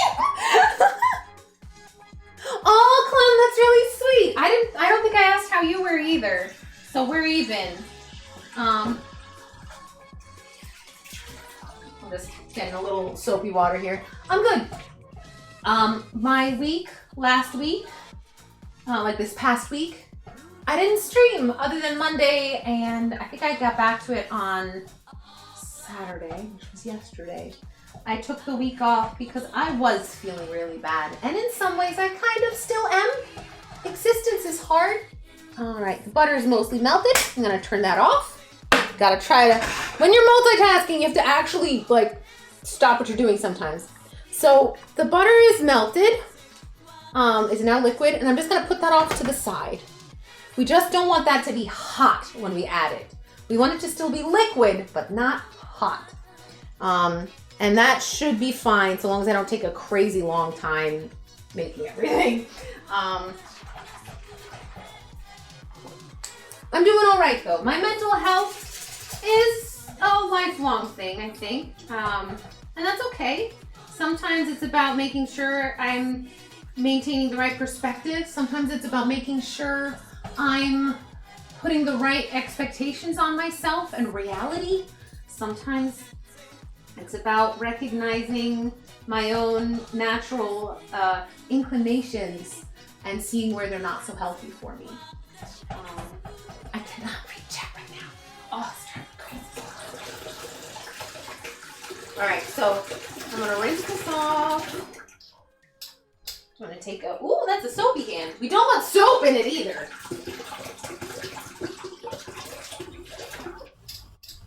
I'm gonna use a paper towel to dry it. I don't want to touch this even with my hands because my hands have oil on them. I want to minimize it. Oh my god, that one! Oh, yeah. I want to play more of that at some point. King of the Castle sounds about right.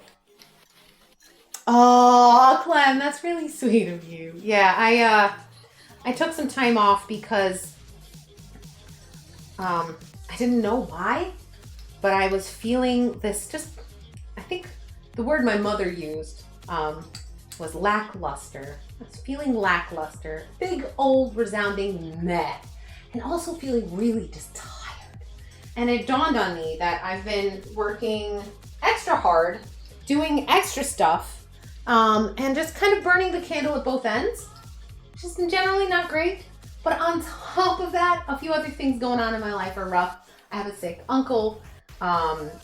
Like my dad, it's my dad's older brother, and he's got heart trouble. And like saying, the doctors have said he has 2 weeks to a year, right? Like, I wouldn't be too surprised if he makes it for a while, but also it could happen at any point. So that's kind of just a background. That's one of those things that's, for me, it's a very, what's the word? The thing Deanna Troy is. It's very that. Why can I not remember the word? But I remember it starts with an E. Come on, somebody in chat. You know the word. Empathy. That's the one. Thank you. The empathy thing. You're all amazing. Oh my god, thank you. Kip Pup, Fox, Sykes. Beautiful, beautiful. But yeah, the empathy thing drains me a lot because it's one of the reasons I avoid the news. When bad things are happening, I feel bad. COVID was really hard for me. There was a couple of huge tragedies that happened in other countries, and they just leave me feeling so, so I try to avoid world news because generally world news is sad. And I get my news from wholesome memes. Not really, but Rabbit tells me things that are important. I am a bit of a betazoid. I have extreme empathy to the point where when I'm enjoying a movie, what I'm usually enjoying is the idea of the process of making it for those people. I'm not even joking. I can really enjoy a movie for its story and the action and everything, but the moments that I'll usually be like, oh, I'm thinking, wow, that looks like so much fun to act, or oh my god, that's wire work and it looks so fun, or I'm often thinking about the people's experience inside the making of a work of fiction. I don't know why. It just is how I work. Jill Gamer, hello! Yes, we're making birthday cake. I'm currently cleaning and being distracted. We need to make this bowl super oil-free because we're gonna whip egg whites in it. And so that's why I was washing it. So let me finish doing that. But yeah, so we were just talking a little bit about my mental health break this past week. One of the reasons I took it when I did, I could have put it off. I could have, for sure. It's not like I was at a breaking point or anything. But I wanted to make sure that I could maximize the genuine amount of fun I want to have this week for my birthday week. It's my freaking birthday. I don't want to be a glum, stinky butt for the whole time. And so I did some introspection. I thought about things. Oh, Spork Bingo? Oh yeah, that might go off for sure today. Oh my god. Hi, David. It's good to see you. Another thing that was really not good is something that I do, and a lot of people will do this like in an intimate relationship, but I tend to do it with everybody, including strangers. And that is putting somebody else before my own needs in a level that actually is not good for me. Like, I will do things to help people when I don't want to, or when I need to do something else and I won't. I will make choices based on what will make other people happy instead of what I want to do. Very often. And yeah, I think that's a relatable thing for a lot of people. Being a people pleaser is great at the right level.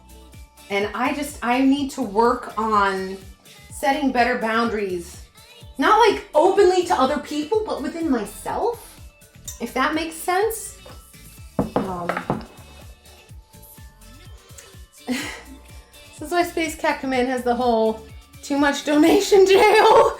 A little bit would be bummed. That is also the money. Money is something I struggle with also because, well, I'm scared that I will accidentally allow myself to be spoiled, like actually. Like to the point where I take your amazing generosity for granted, even just a little bit.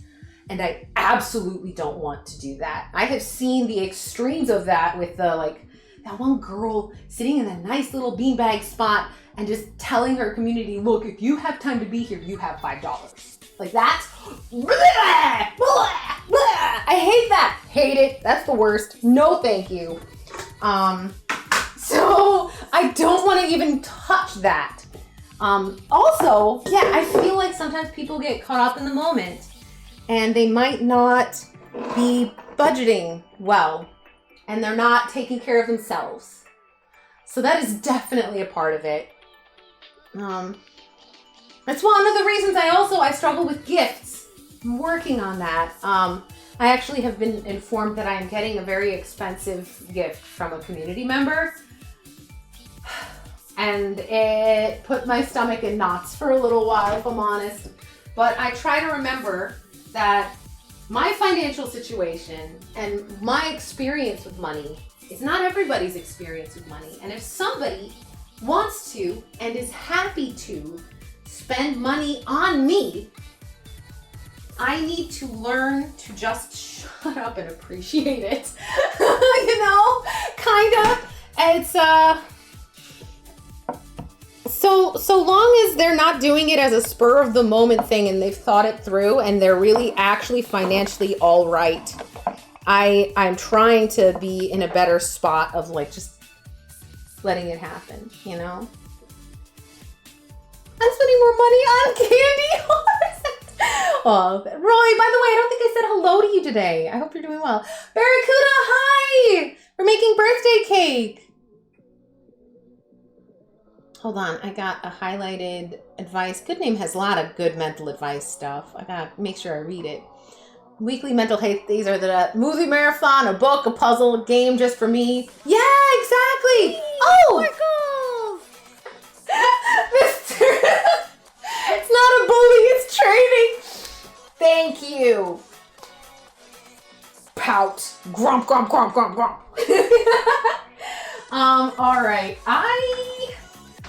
I'm not gonna switch to this space because my kitchen, the only place where it has electrical plugs is right there and like over here on this side. So I'm gonna be over there. Tails, hello! Thank you. Yes, it's my birthday sometime. I have claimed the end of the month. This last week of the month is my birthday week. Because I don't want to put out my exact birthday because that's personal information and the internet is a scary place. I trust all of you, but I don't trust the internet, if that makes sense. Grump, grump, grump should be will donate. Oh my gosh. Mm. I think one of the reasons I'm resistant and struggle with gifts, I think the gift command should work now, even if you wanted to. Don't. But I think I struggle with it because I don't want anybody to feel like there's a condition for being loved. I personally believe in a type of love that I believe the Buddhists call metta. There's a lot of different kinds of love, but one of them is an unconditional love. And I personally think more people need that in their lives, and it's something that I feel like I can provide. And I feel like money ruins that, in a sense. So long as you understand that I'm not here to take your money, and that I am here because I want your company, right? That's the important thing for me, is to make sure that doesn't get into it all. Voiceless Pumpkin, hello. We're just about to start the cake. We made the pudding. I've got everything just about ready. We're gonna start separating eggs. This is positively stellar attention. Oh, taking fire! Space cat. Maybe bad timing. Not bad timing at all. It's good to see you. Big Fire Lizard was here earlier, and there was another person with a fire name. We have a whole cozy fireplace. A backyard cookout of fires here. What do you call the collection of fires? I mean, other than an emergency. Maybe we have an emergency of fires. There's a twist on birthday wishes I heard somewhere ages back. Instead of blowing out every candle, making your birthday wish normal, you have other people blow out each candle individually, and oh, that's really sweet. Aw, good name. I like that. That is adorable. It also keeps the germs off the cake as well.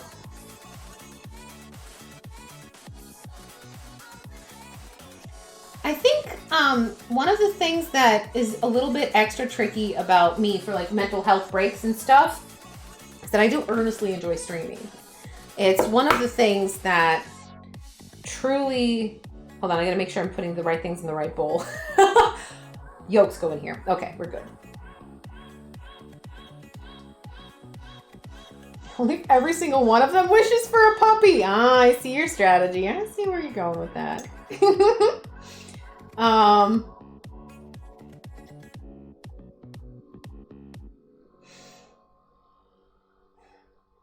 forgot what I was saying. So what we're doing with the recipe, we're separating 6 eggs. I showed everybody how to separate eggs earlier, but if you are confused, here I can show you. It's pretty simple. You just bang an egg, not too hard, but hard enough that it cracks the egg.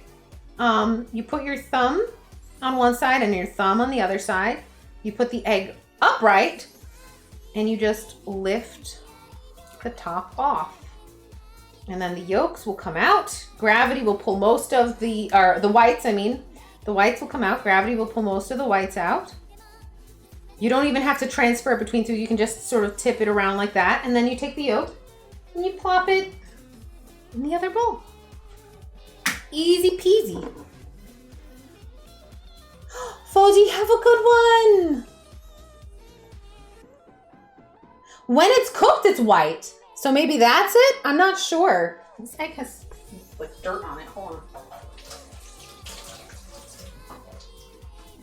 I don't want the dirt to get into either of these, so away it goes. Oh, thank you, Foji. I will, 1 o'clock already. We're probably not going to get to decorating the cake and stuff on stream. I don't even know if we'll have time for the pavlova. I'm puttering around a little too much. I'm like laser focused when I'm cooking at home normally, but obviously with all of you here, it's a bit of a different thing. Secret Labs? Nope. My chair isn't even a gaming chair. I need to get a new chair at some point, but I don't like buying chairs that I've never sat in. Like, I want to know that I'll actually be comfortable in it because my body's a little bit, like, not everybody's body's shaped the same. My body's a little bit picky. So I got to make sure, like my current chair has a a back pillow and a butt pillow to try to make it work for my body, you know, like, and if I'm just going to be using the same back pillow and butt pillow on a new chair, why get a new chair unless this one truly breaks, you know?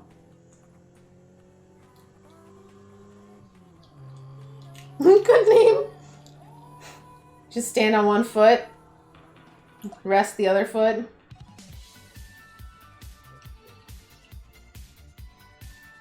Okay. I'm going to take these little, see if I can fish out these little things here. Little gross. I don't want to say what they actually are, but they're little gross eggy bits. Don't want those. Okay. Boom.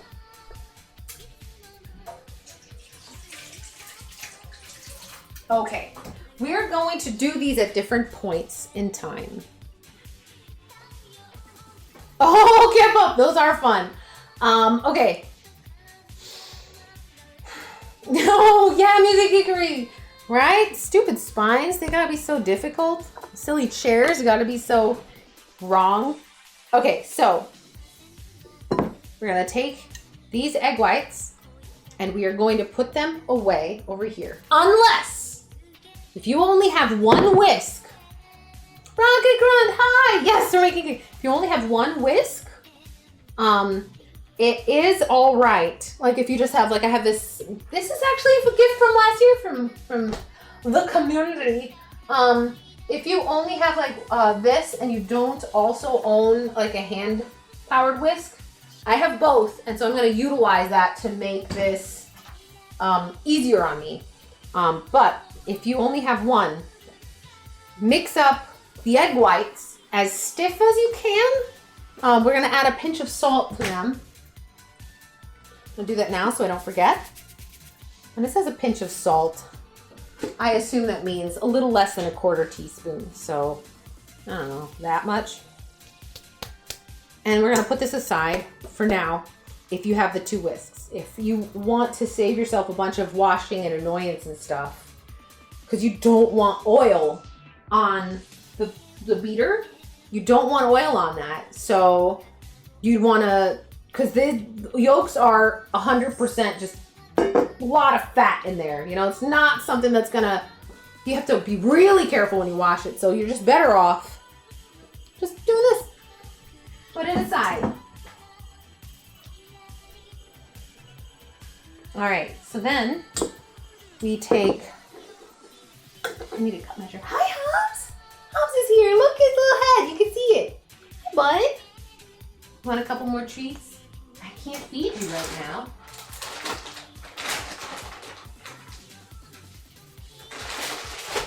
Good boy. Wash hands, because touch cat food. Boom. All right. Where are we? What am I doing? Okay. Quarter cup boiling water is also going to be coming up. So I'm just going to take, I have a electric tea kettle. I may not be in Britain, but I do appreciate the tea kettle. I'm just going to heat up like a cup of water. I only need a quarter cup, but I don't think this thing will let me heat up just a quarter cup of water. Kettle for the win. Yes, tiny mouse. All right, so there's 6 egg yolks in here. We're going to add a cup of sugar to that.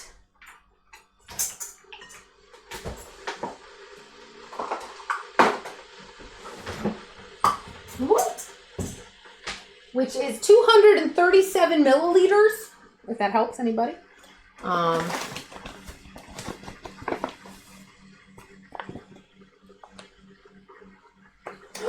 Oh, nice, Music Geekery.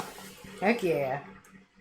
There's a small hole in this bag, which is why it's in a plastic bag on the counter, so that we're not getting sugar everywhere when we transport it.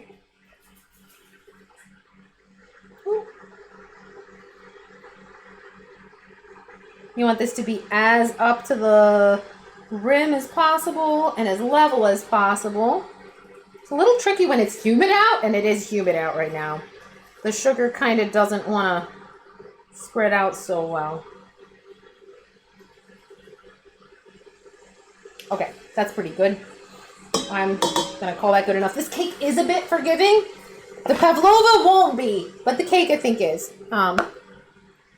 Yeah, Hobbsy's so good. Hi, buddy. Hi.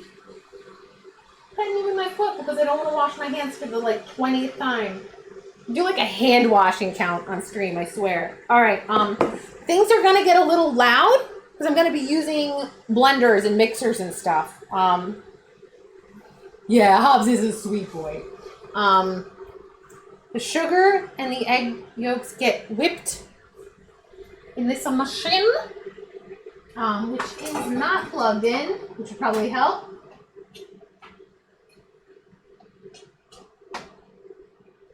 Great Scott!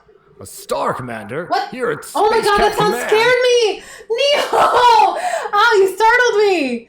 48 months. That's 4 years. That's wild. Thank you so much. Oh my gosh.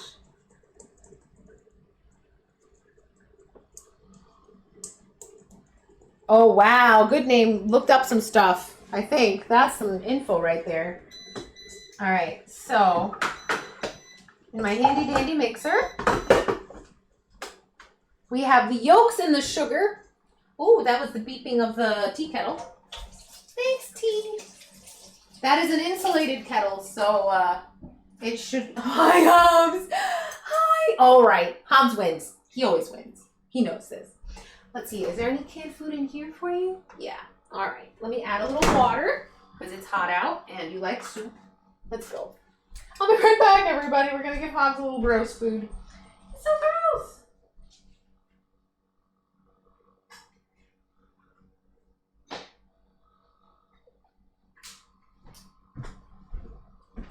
All right, that's good.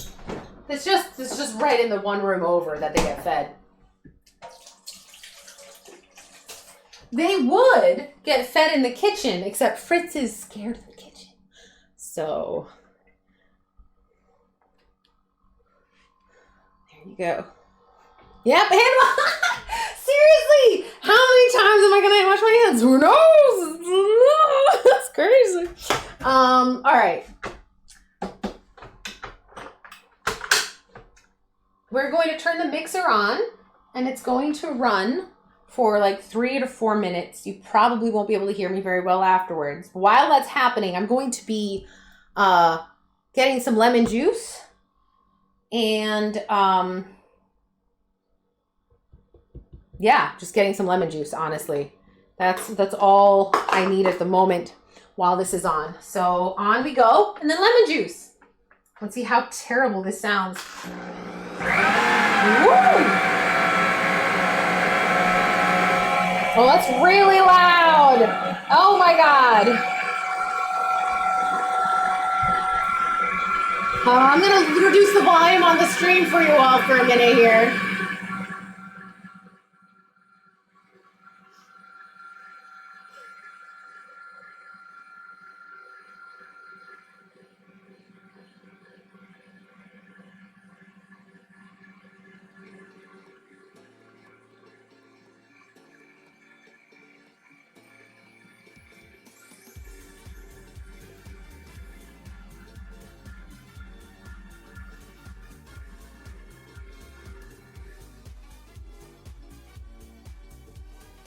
Okay, so now I'm going to get this lemon.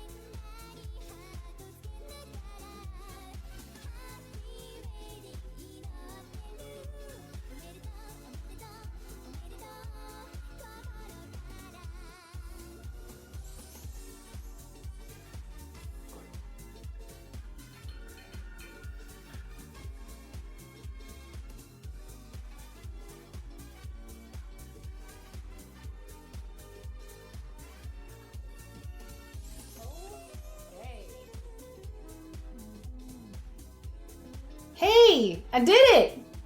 Cooking stream. Hi, Daisy. Yes! It's my birthday week, and today is cake baking day.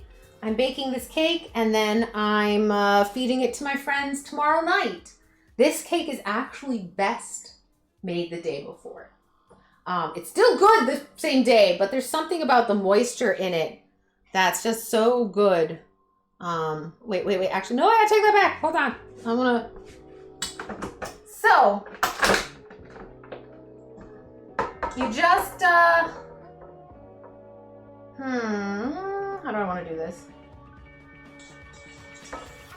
If you've never really baked before, I want to try to give you like a good chance at having it be a success. So if you're using an electric mixer, you're not going to get all the way to the bottom of everything. Like if you notice, there's like some stuff stuck to the bottom there. So you're going to want to take a, oh, it's dripping. Take a spatula and run it around the bottom and the edges of everything and just kind of stir everything. Oops. And if you take the bowl out from where the whipper is, the whipper will drip a little even if you were trying to be careful. So, because the machine is designed to not rub the metal against the metal. So the bowl that's designed for the whipper doesn't completely get all the way around everything. So just get it around everything. But did you see how light that was? This is pretty much good. So, this is just egg yolks and sugar, and they have been whipped till they're like quite pale. Now comes the next step as I try to figure out what the heck I'm doing with my hands are dirty. Wash them again. Wash my hands. Okay. When life gives you lemon, I'm reminded that life didn't give us lemons. They're a hybrid of bitter orange and citron. Gin itself is a cross between a mandarin and a pomelo. Some studies also suggest that papadas, an unpalatable citrus fruit from Asia, may have contributed to the lemon as well. Woo, cool facts. Yeah, that is also true. There you go. I mean, or probably true. All right. I need a teaspoon. I think I'm gonna need other measurements as well. I need a teaspoon and I need a half teaspoon measure.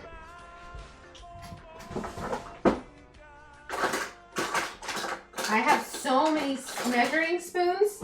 I went to a dollar store one time. Oh, that's a quarter. That's not a half. Went to a dollar store one time and they just had so many that I was like, you know what? They're like sets of cups and spoons and everything. And I was just like, you know what? I'll take that. I'll take a couple of that. It's nice to have measuring stuff. And then you can have like a teaspoon for dry stuff and a teaspoon for wet stuff or whatever you need, right? Using a KitchenAid is almost cheap. This isn't a KitchenAid, actually. I did some research and I found a much cheaper thing that's good for just about everything but bread making. Like thick, heavy doughs, not so much. But whipping an egg white, whipping some cookie batter, perfect. All right, so what we're gonna do next is we're gonna turn this back on. I just wanted to be able to talk to you all for a minute, right? And tell you what was gonna happen. And we're going to add a 1/4 cup of the boiling water very slowly, like just a trickle into it. And then the lemon juice and the vanilla as well. So we're gonna add everything kind of all together. This just had milk in it, so I'm just gonna rinse this out. We're gonna put the boiling water in this, then we're gonna add the lemon juice and a half teaspoon of vanilla, which I should still have around here. Yes, here we are. Boom. Lemons are delicious, actually. I like lemons. Thank you, Light, for giving me some cool lemons. Right, Wolfman, seriously, the hand washing is real. All right, 1/4 cup. Let's get the vanilla. We want this to be hot. I don't know why. I have absolutely no idea what this does for the cake. I don't know why the water needs to be hot. If anyone knows, I am all ears. It's a sponge cake. I don't know if it's a specific sponge cake thing. So the cake Gets very little flavoring, actually. A tablespoon of lemon juice, which also adds some acidity, which may help with the leavening of the cake or something. 100% solid on why. Just half a teaspoon of vanilla and the 1 tablespoon of lemon are the only things going into this other than butter that are going to add some flavor to it. Wow. No. No.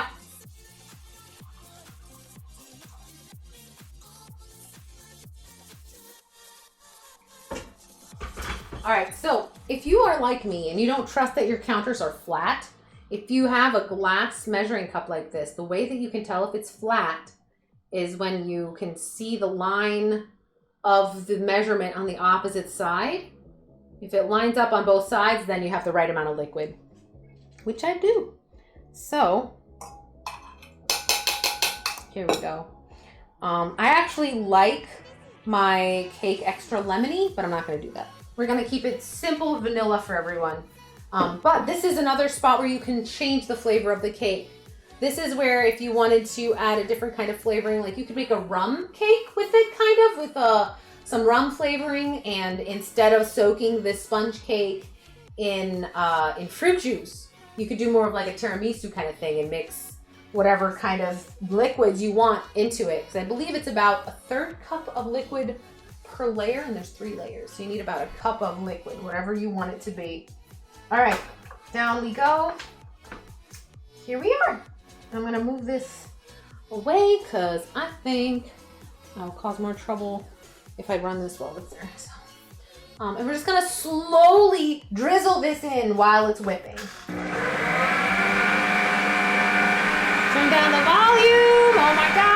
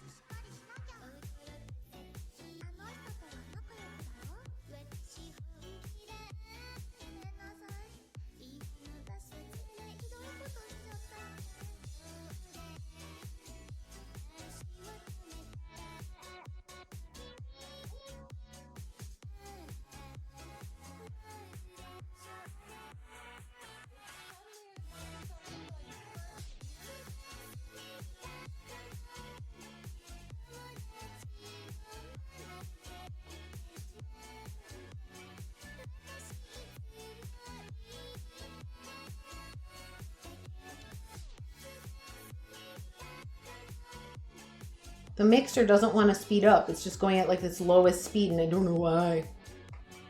Oh, Christopher! Oh.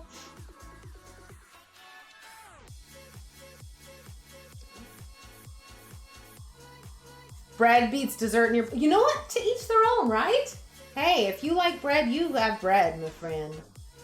I will at some point in the fall when it's not this hot anymore and I'm not going to be stupid again. It's my birthday. That's why I'm baking in the 90-degree temperature, you know?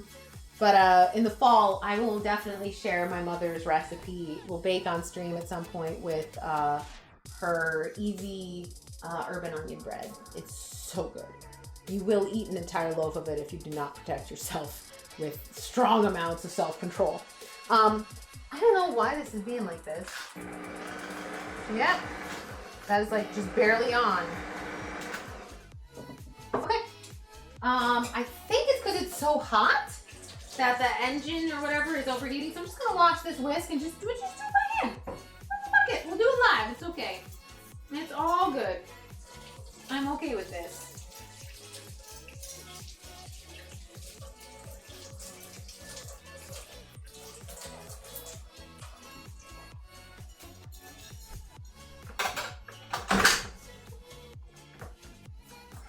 Unfortunate, but it's not the worst. I still have my other one for the whites, which is going to be the more extreme spot for this to happen.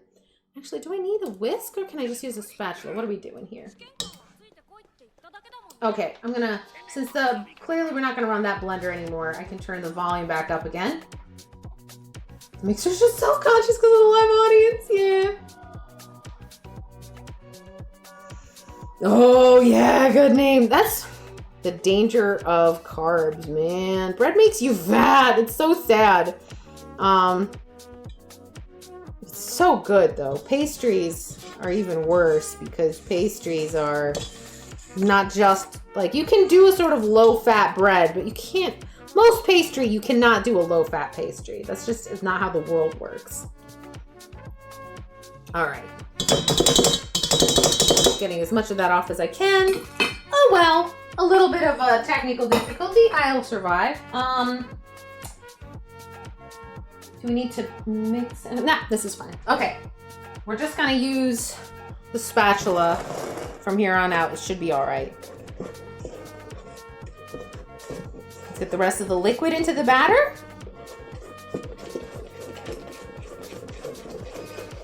It's very thin, and that's okay. It should be at the moment.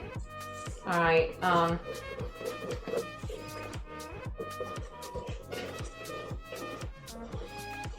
Bread and gravy guy. Bread with milk. Like a milk bread? Like you cook the milk in the bread, or like you put milk on the bread? I've never put milk on bread before. I can imagine like a drizzle of sweetened condensed milk being really yummy, but I'm not following you as far as what you're saying so far. All right.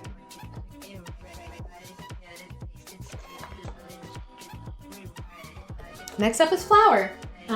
Flour, baking powder combined. This is why I was like, I need to dry this because I do. We are going to sift in. There you go. And yet another metal bowl. I'll switch cameras for this, I think. Yeah. So in this metal bowl, we're going to sift a cup of flour and 1.5 teaspoons of baking powder. And is it just a full cup? 1.5 cups of flour. Okay, I was gonna say, it doesn't seem quite right. So here's one cup. Come on. One of the ways to level it if you have it in a paper bag is to just rub it like against the paper bag itself. That way you get almost exactly a perfect thing. And then also a 1/2 cup. You don't want to press really hard. You're not packing the flour in. You're just making it level. Right, there's those two. And then what was the teaspoon measures? 1.5 teaspoons baking powder. This mama jama right here. That powder, baking powder, not baking soda. You will have a very different cake. All right. So what I'm gonna do is I'm gonna take 1 teaspoon there, bloop, and then get a dry teaspoon, 1/2 teaspoon.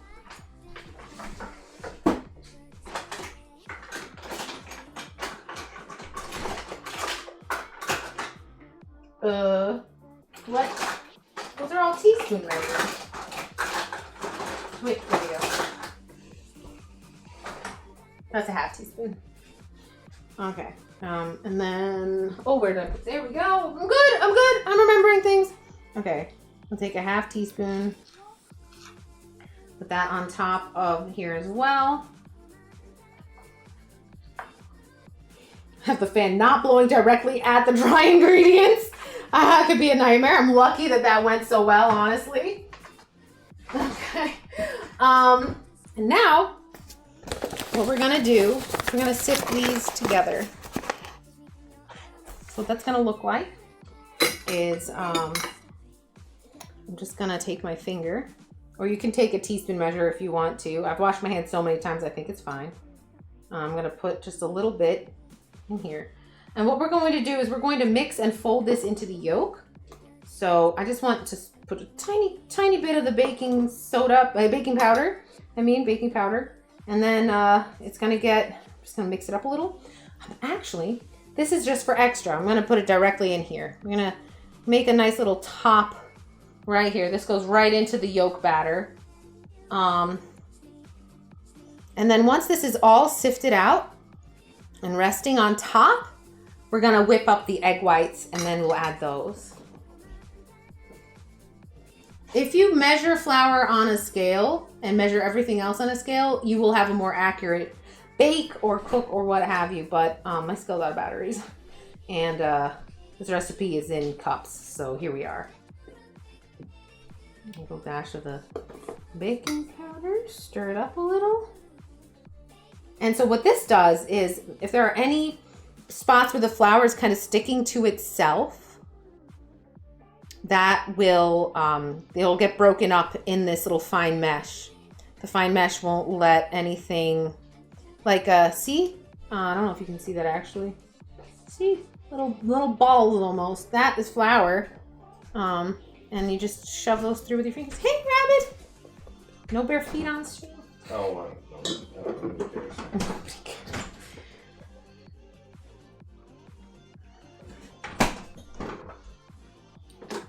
Getting something to drink? You doing alright? I had an alien nap. Oh, you took a nap like while I was talking loudly and everything? Upstairs. Oh, upstairs. Okay, yeah. I was gonna say, you taking a nap around me is kind of impossible. Yep. A lucky rabbit's foot. That's right. Oh my gosh. Yeah, Warlock. It's dumb. It's stupid. But you know so what? Stupid. I refuse to acknowledge it. If that's how my channel gets banned, is because of Rabbit not paying, like, heeding my things, it would be very funny. But also, that would really suck. Because my barefoot husband is thirsty. Oh my god, red syrup. What? Why do you have those? Red syrup, why? Why? Pretty funny.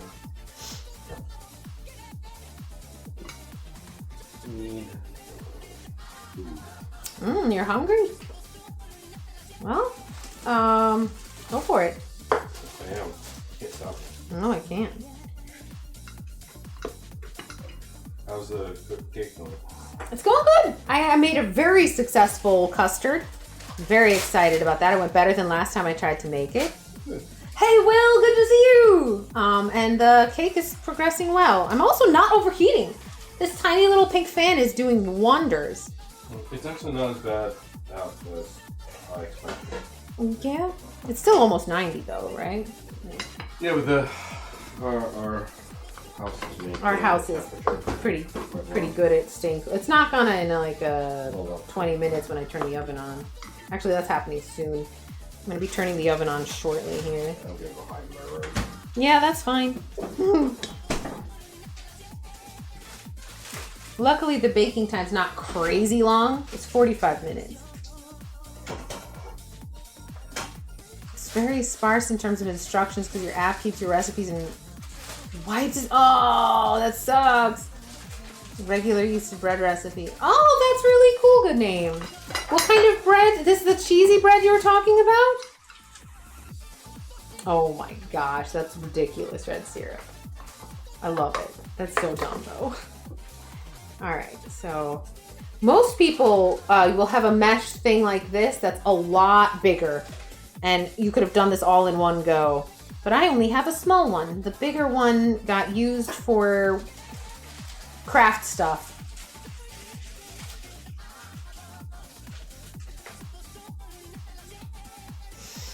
Well, I mean, yeah. Honestly, I kind of agree, Music Geekery. If we're gonna talk about the whole ridiculous no showing your feet on screen thing, I mean, it's their space and they can choose to put rules however they like. But we can talk about how dumb those rules are. we could just talk about how dumb those rules are. But like, it's.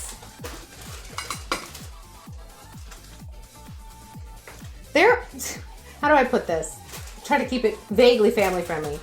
The amount of different kinds of fetishes there are out there are insane. There's just anything, everything, all of it, everywhere, and you cannot protect people from it. That's just all there is to it, right?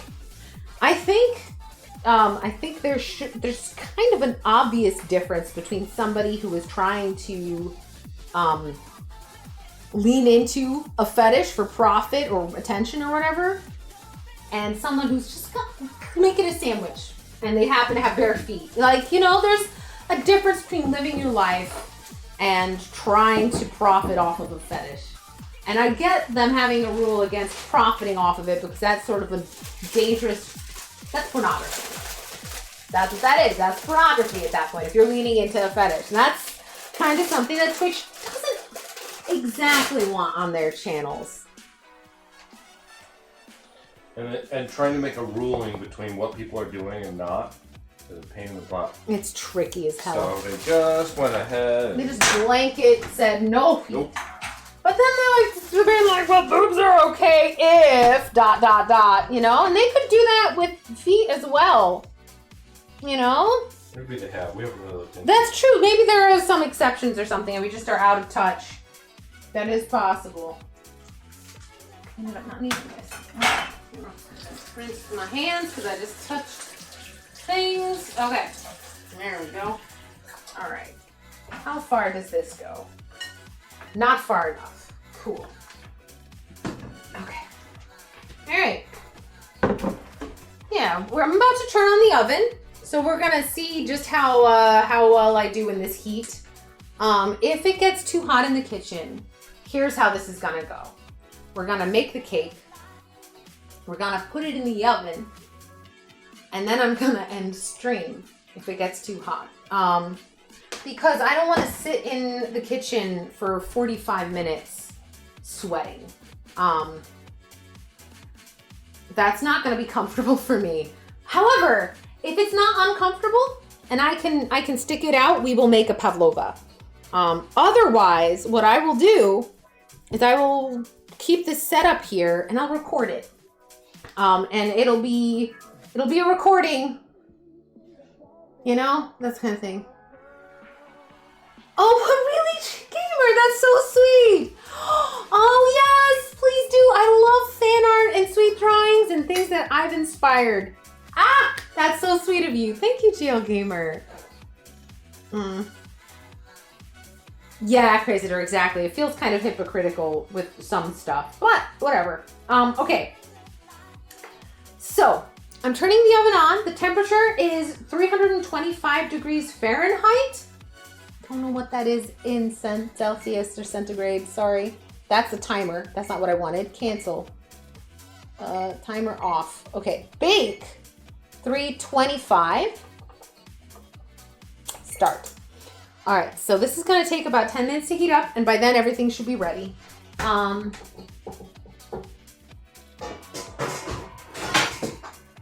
This is the cake pan we're gonna use. I know it looks empty at the moment and hollow like a ring. That's weird, right? Oops, sorry. I'm slowly running out of space here. Where's the bottom of my springform pan? Oh no, oh good, okay. It just stayed behind.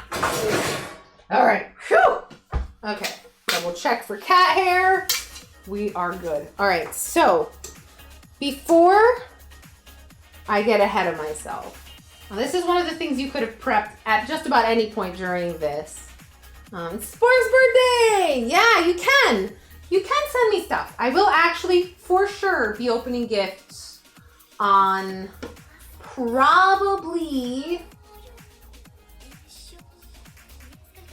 next Sunday? Friday or Sunday are the only days I can really do it. So either, I think Sunday, yeah. I will for sure be opening gifts because I know I've been, what? Oh, I almost dropped that. I've been warned that there's going to be something fairly expensive coming my way so I don't have a heart attack. I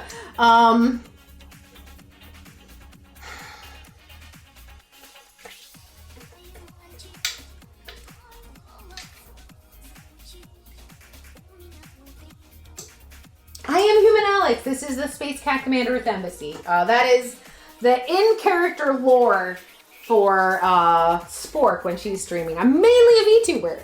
However, today I'm not.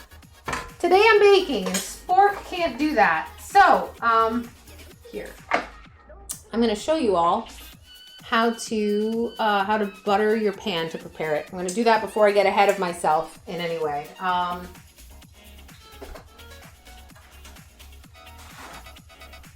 Okay. Take a small piece of paper towel. Like this is like a quarter of a sheet. You just want it to cover like 2 fingers. Put a little, like, just a little pat of butter. You don't need much. Like a teaspoon of butter-ish. And you take your pan, whoop, in here, and you just, you apply the butter, not just to the bottom, which is where you're gonna start, but you also want it to go onto the sides.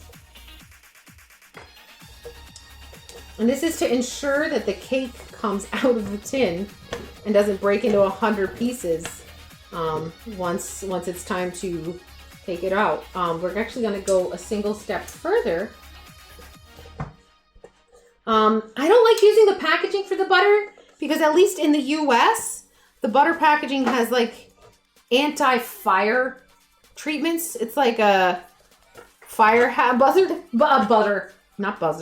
Butter is a fire hazard in the warehouses, etc., and storage. And so they actually treat the paper with some kind of anti-inflammatory thing for flams, non-flammy. I just don't want extra of that to come off if I can help it. I believe so. I may have been misinformed. You can look it up yourself. I don't know. That's what I have been led to understand. I might be spreading propaganda right now.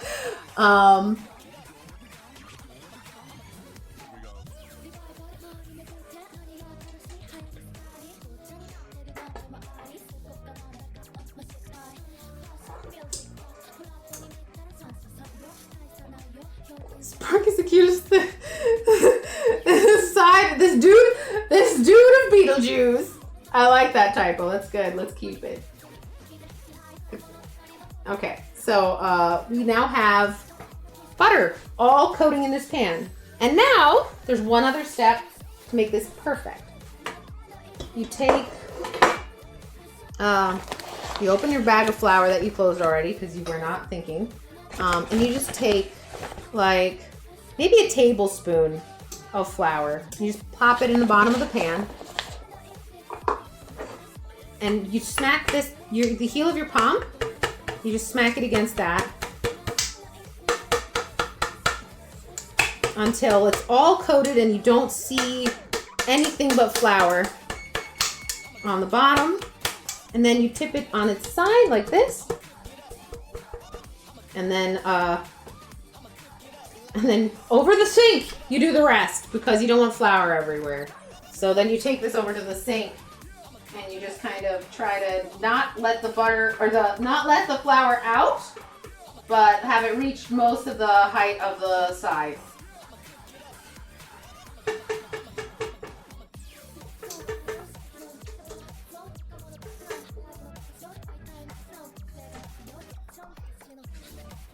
Okay.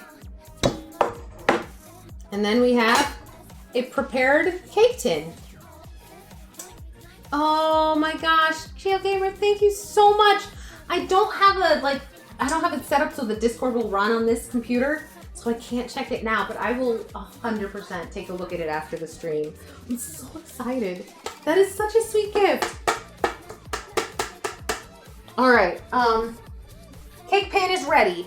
So we'll put that, we can leave it right here, actually, that's fine. Oven is preheated. Now we whip the egg whites. They're right here. They have a pinch of sugar in them already. I can't move it closer to you because this cable doesn't go far enough. And I don't want to whip them on the hot stove top.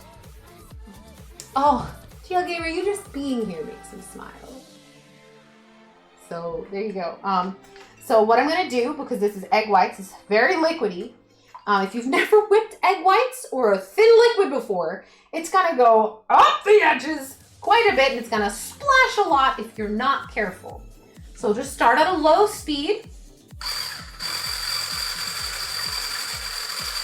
And once it starts to look a little foamy on top, then you can turn the speed up a little.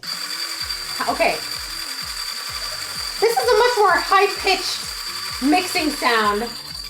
Should I turn the volume down for it?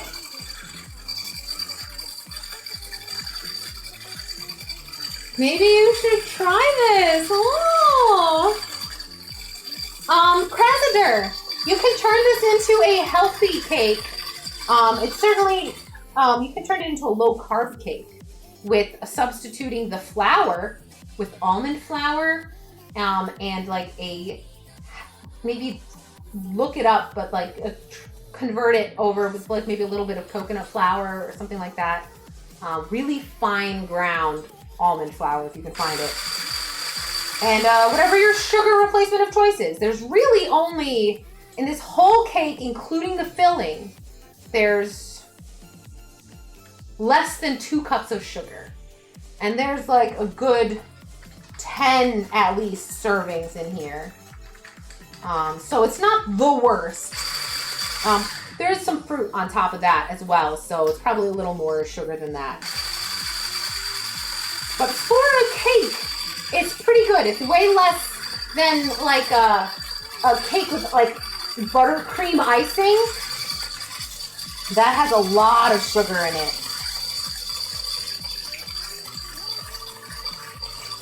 And this has more eggs. It's a family tradition here to have leftover birthday cake for breakfast. See how it's foaming now? I don't know if you can see that actually. It's foaming now. It's got a little bit of like a paleness to it. Oh, you know what I can do with my help? I'll turn the light on over here. Yeah, there you go. It's got like bubbles. It's frothing. So now I can turn it up to speed 2. And it is less likely to splash all over the place.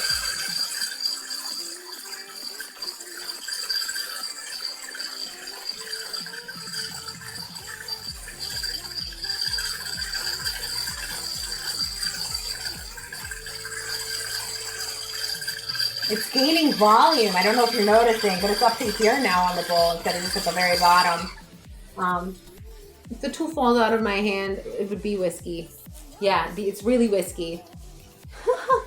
You don't need a lot of sugar to start with. 2 cups for 10 servings sounds doable. And yeah, you could even do a half substitution. Like you do half sugar replacement of choice, half sugar, to reduce it but not like kill the flavor. If you don't like the taste of artificial sweeteners or stevia or what have you.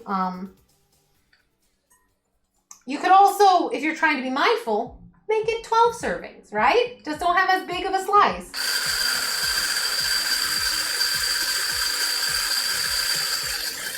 That is one of the really nice things about cooking at home, though, is you can 100% control what goes into your food.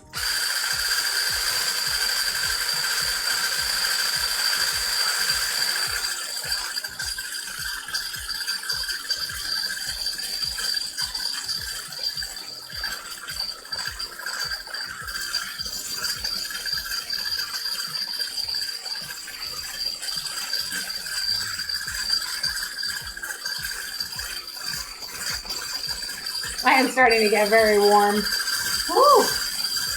All right, now that it's all kind of become a thin foam, it's just drizzly, right? You see that? I hope you can see that. You can barely see that probably. Now we're going to max speed. Now it shouldn't fly everywhere when we speed up. What we want out of this whipped whites, this is egg whites.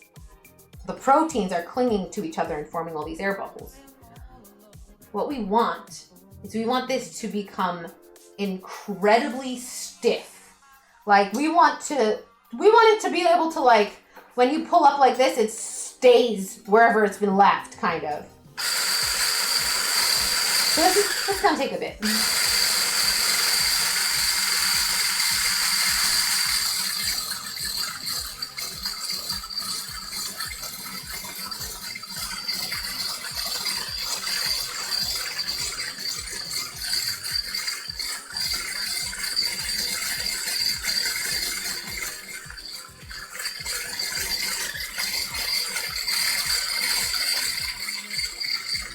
That's fair, Creditor. Yeah, when you live a more active life, it's tricky because you do have to make sure that sort of stuff. It's something you can turn the bowl upside down and it stays. That is a risky check, but yes, kind of. It's starting to already thicken. Here we go.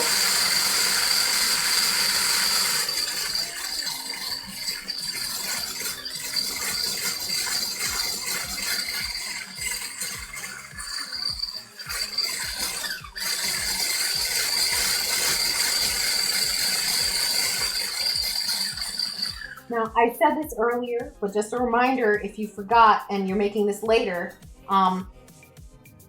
if there's any egg yolk in here, it will not whip up. Any fat getting in, like if there's like a little bit of, like if your bowl was sitting around and a spot of butter popped out of a pan or some grease and went inside, it does not take much. Any amount of oil would reduce how well this whips to the point where it may not whip at all. So make sure everything is clean when you do the egg whites. And that if an egg yolk breaks, if you can, just chuck that out. Make an omelet with it instead. Yeah, well, yeah, Creditor. That also includes being careful with things like not egg yolk, wow, lemon zest, because there's actually oil in the skin of the fruit. If you want to add something like that to this, you would want to put it in at the very last second. And even then, that's kind of a risk.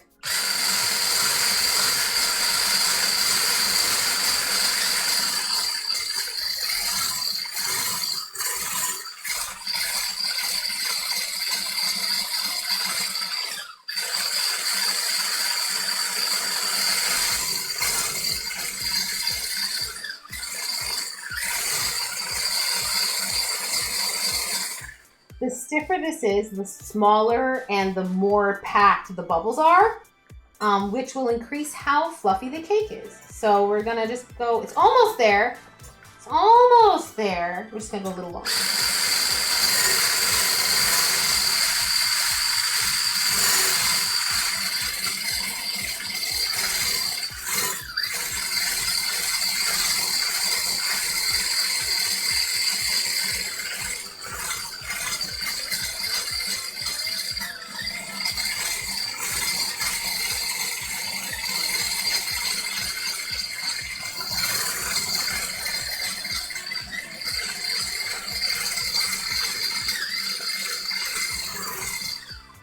I think we're good.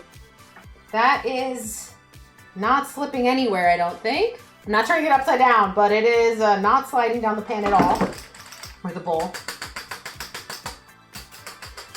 This is a whisk I'm not gonna lick. That's not getting cleaned with my face. Okay, we're ready. Here we go. This is gonna be a quick 1, 2, 3, bing, bang, bong kind of thing. That was really fun to say. That's sort of that was in honor of my mother. That's the sort of thing she would say. We're gonna take the flour. I'm gonna switch. Dinosaur, hello! Imaginary X, hi! Yes, it's Human Alix. I'm here making cake. So this has the flour in it. This is the egg yolk mixture. This is the batter. We're gonna mix this together nice and quickly. Make it nice and evenly done and good. All the goodness. Then, very quickly, as soon as that feels like it's been kind of brought together into a solid batter, we're going to pour the egg whites into it and fold them in. Aw! Thank you for the compliments! Dinosaur! Imaginary X. Thank you. Yes! Skulls and roses. It's very summery, kind of. Little ghosties of sorts on my dress here.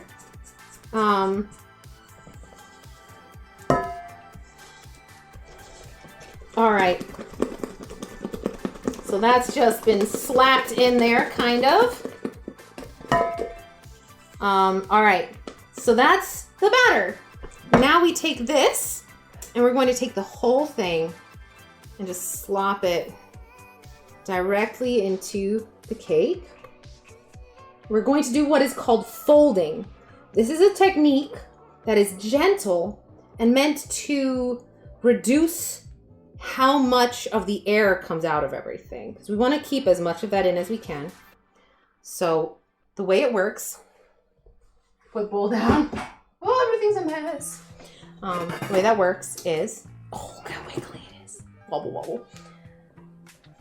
You cut it through with the spatula and you pull the liquid on top.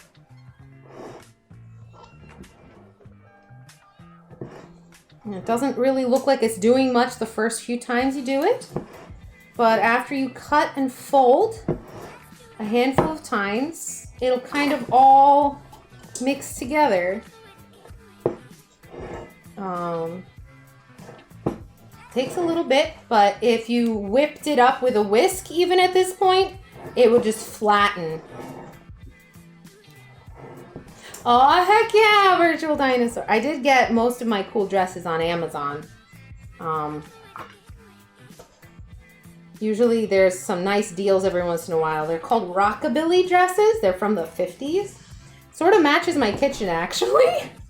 I didn't realize that. I got into these dresses before we lived here. So that's just a cool coincidence. Okay, so now it's not perfect. If you take a look at this, you can see there's like lumps of the egg white that aren't mixed in yet.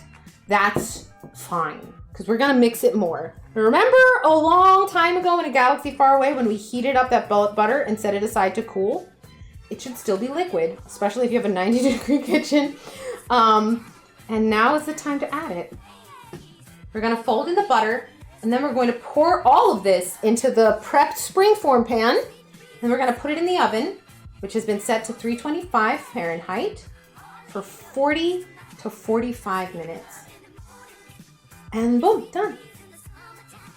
And we want to keep this fluffy, so we're not mixing it up crazy hard before putting the butter in, because we're gonna do another batch of folding. And so we got this. We want to keep it fluffy. We're expecting it to get a little bit less fluffy. It does need to fit into the springform pan.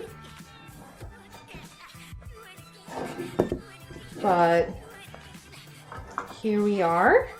This is, I don't know if you can see it, it is much fluffier than it was when it was just a batter. And if there are some spots of egg white that have not been mixed in, so long as they're not bigger than like a quarter or a nickel, you know, that kind of size, like if they're so long as they're not large, you can kind of just let it go. So this, I'm calling done. And we're gonna pour that right into it. Gently. We're not gonna try to slop it in. We wanna keep all those bubbles. So we're just pouring it in. Using the spatula to wipe the sides. I have no idea if this is fun or entertaining or anything for all of you. I'm like, look, I'm trying to be, who's the classic, Julia Childs? Martha Stewart? Who used to do cooking shows back when that was like modern television?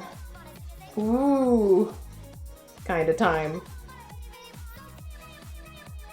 All right, so I'm just smoothing the top out a little bit. It should be fine, just like this. Okay. Oh, I made a bit of a mess. Gotta get all the filling. There we go. All right. Put that in the sink. Rinse my hands a little.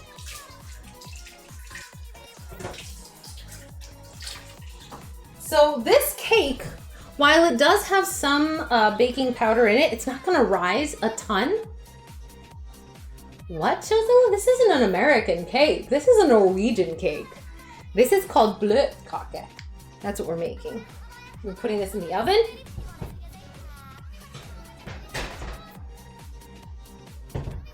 Now, no touching the oven. Don't open the oven. Don't do jumping jacks near the oven. And set a timer for 40 minutes.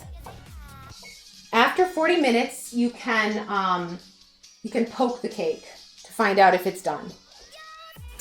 That's the cake. So let me take a minute to clean up and think. So we have prepped the custard. We have the cake in the oven, and we have technically either 40 minutes to kill. I, no matter what, have 40 minutes to kill. You maybe will be set free from this hell. Fallen cake. Oh, well, flatter, less fluffy, chewy cake is a different thing, I guess. Barger, aw, thank you. We've never remodeled it or anything. This is just how it came. When we moved in, this is how it looked. And we haven't made any changes. Not really. I want to, a little bit. Fun fact, before I knew that I was a space cat, before I started streaming, before I was a space cat, when we first saw this house, I saw this. This is the stand is a little bit in the way. That is an old kitchen fan. It's an exhaust fan for the kitchen. And it looks like the front of some sort of cool jet. And I instantly wanted to turn this kitchen into like,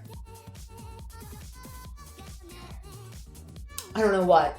But I wanted to like clean this up and give it that like sparkly red finish that you put on cars sometimes. And I wanted to make the whole thing kind of space themed. I bought our old teapot, which is still here. I bought this because I thought it looked like a UFO a little bit. Yeah. I was like really gearing up to make this whole thing feel like space. But I haven't done any of that, so probably never will. Oh well. This does fit very much with the rockabilly theme, although I'm not really a rockabilly themed person. I got these dresses because I had a mohawk at the time, and I hate being put into stereotypes. Don't like being shoved into a box. I get that people need to figure you out. I hate it though. R-O-C-K-A, rockabilly. It's 1950s like poodle skirts, you know, that kind of era, classic America. The women with the big skirts, that's these. To have this be poofy though, you need to put like a tutu kind of thing underneath it. Yeah, I've been thinking about going back to the mohawk. The main reason I don't just gravitate towards it immediately is spiking a mohawk and then putting on headphones to stream seems like a waste. That's the truth. The mohawk was not super exaggerated. It was probably like yay high. Hi, Strange Dragon. And blue, usually. I like blue hair. I don't know why. Mohawk. Yeah, just chunks, 3 chunks of hair. Claim it's a mohawk. No, I can't. It doesn't work. All right. The next thing is I have to answer the question of, do I pavlova or not? I have about a half hour. That should be enough time to make a pavlova. That does mean leaving the oven on for like another hour and a half after the cake is baked. Oh, that's cool, Virtual Dinosaur. That's awesome, actually. I love that. Malicious, hi! It goes well. The cake is actually in the oven right now, and we're talking about whether I should pavlova or not. All I need for it are 4 egg whites, which we already have from making the custard for filling the cake, a cup of castor sugar, which I can hack by putting the sugar into a blender, 1 teaspoon of vanilla, a half teaspoon of cream of tartar or vinegar. Vinegar will work. What they need is acid. I think I have cream of tartar though. Let me double check. Cream of tartar! Oh my god. I like used this twice in my life. I actually have. Let's use it. Heck yeah.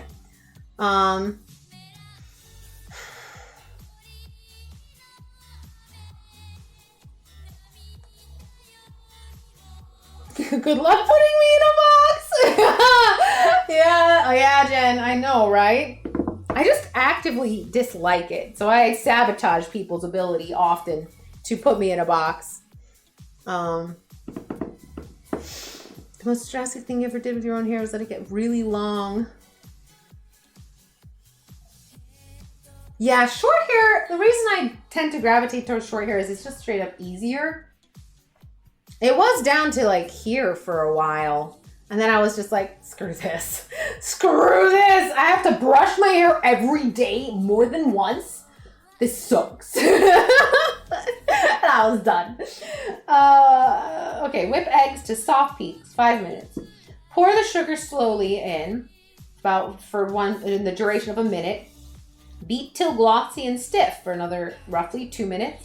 Add the vanilla, add the tartar and cornstarch, and either fold that in or beat the mixture for just 5 or 6 seconds to integrate. Make a 9-inch circle on a cookie sheet. Okay, I'm gonna have to, oh, this is something I did not prep. I don't have a cookie sheet. I'm gonna have to wash this one. Hold on. We're gonna wash this and dry it. We're gonna do this. Because pavlova is something I can make for my friends today. Zones! Hey, we're making pavlova. Welcome in. Has occurred. We're making cake also. It's my birthday week, so I'm gonna get fat. Let's go. I'm treating all of my friends to some of the things that I have made before or know how to make or enjoy. The cake is a family recipe, and that's in the oven now, and I'm really excited.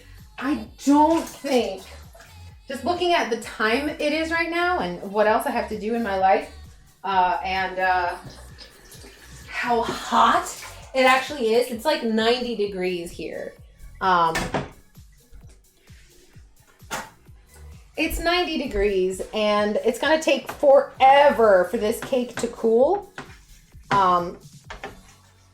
I might be able to like get it into the refrigerator to cool by the time people start coming over for D&D. Hydrate. Oh, yes. Oh, do I have more iced coffee? I do. I love blue glass. I love blue hair and I love blue glass.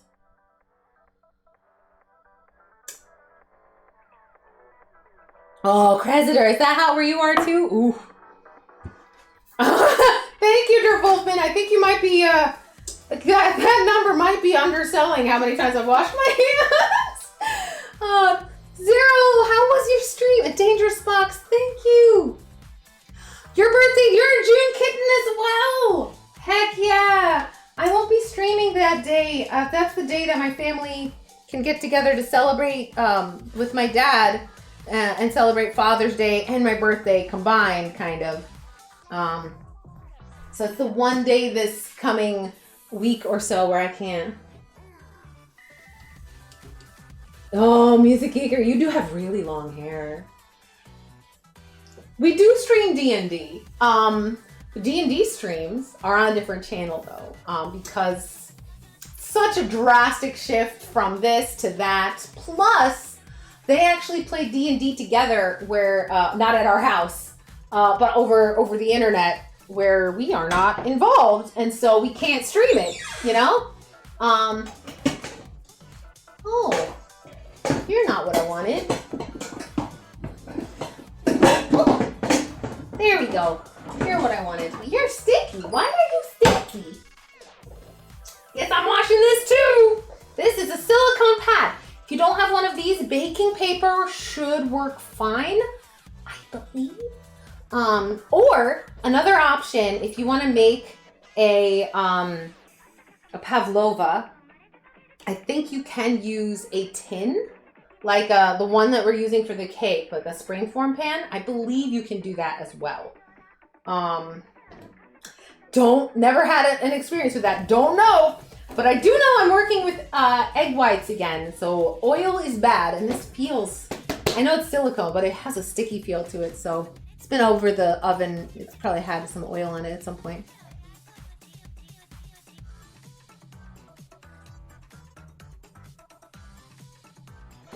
No, never again. Long hair is a lot of work. Farger, how have you been? It's nice to see you. It's nice to see everybody. It's my birthday week. We're gonna be, we're kicking off the celebration with cake. I'm gonna hopefully rescue a slice of cake from my D&D friends to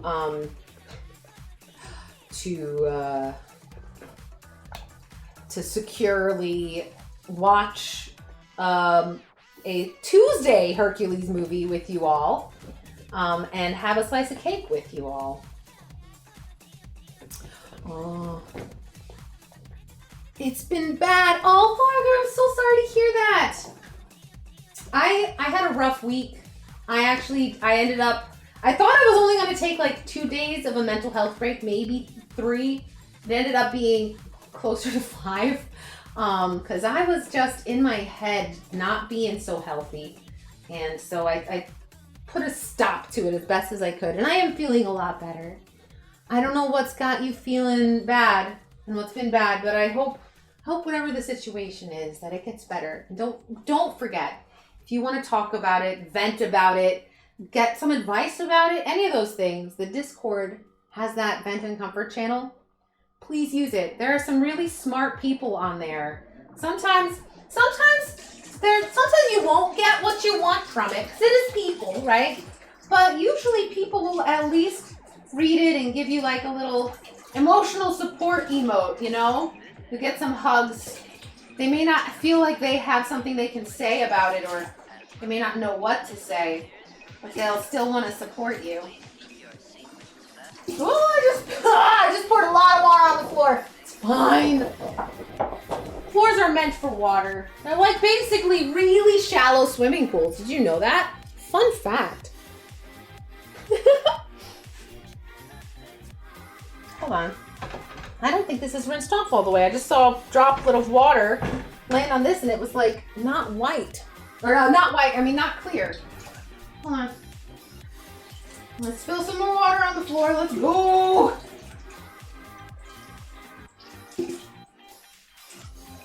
I'll be a little more mindful. I thought I did a good job, but sometimes you think you do good and then you actually didn't. Okay, that's clean. There we go. Wet socks is where I'm living currently, yes.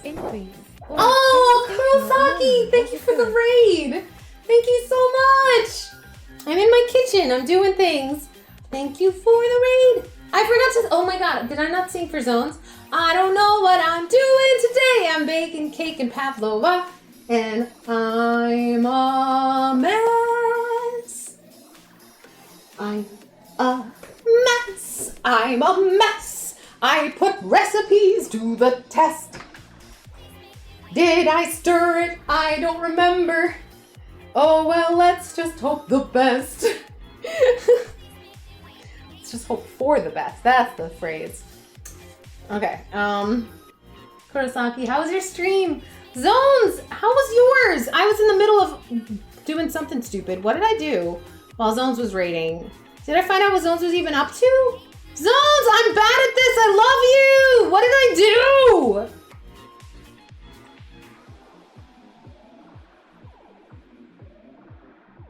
Happy birthday week. Was that the only thing? Zones was on a run, wasn't they? They had to run. They ran off. Post-stream stuff. Sometimes your stream runs really long, and afterwards you're like, I have to just go.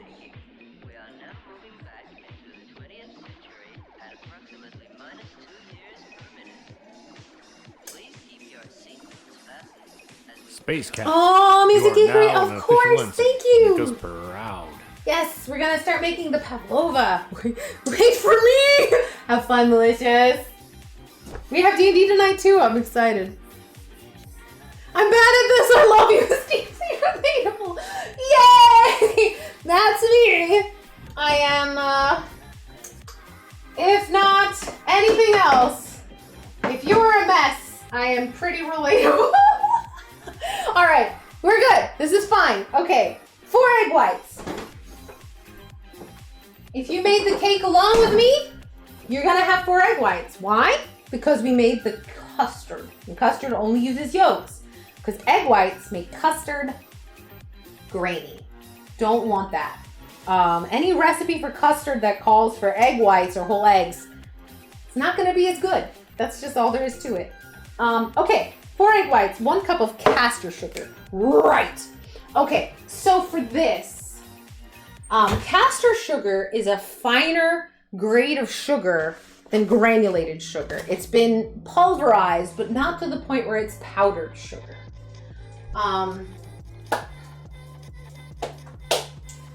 So I have an idea for how to do that.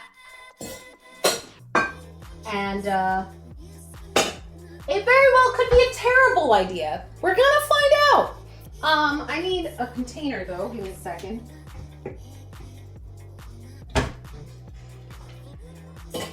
Okay, perfect. So I will be using, this is a coffee French press. It is dry on the inside.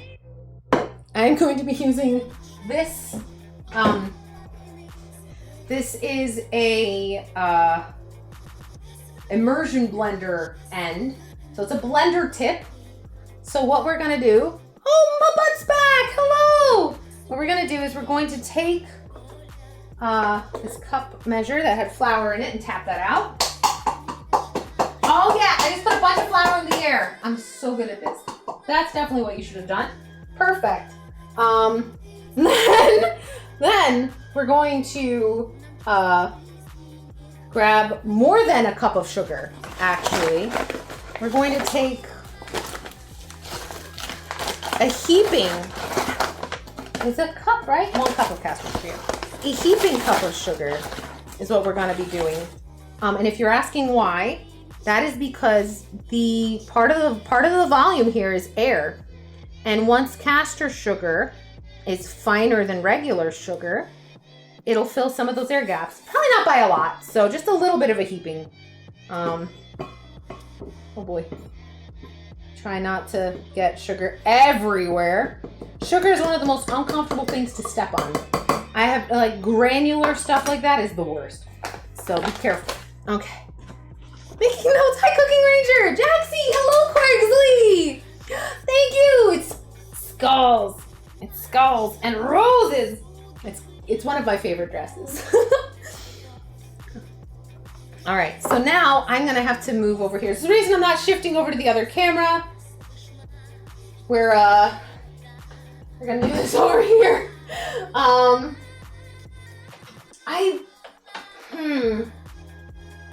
Yeah, this is fine. Okay, I need to at some point buy a new one of these. This has been amazing. This is a KitchenAid brand. Immersion blender, whisk. Where's the whisk? Whisk. And also it came with like a little box that you could like chop nuts with kind of thing. Like a little miniature, like a blender kind of deal. And it's been great. The downside, however, is this piece that holds the immersion blender in. This is all metal. And then for whatever reason, this piece is plastic. Oh! Jaxie, this is your first time seeing me outside of being Spork? Aw, well, welcome in. Yes, I'm Human Alix. I'm the one that puppets the cute little cat.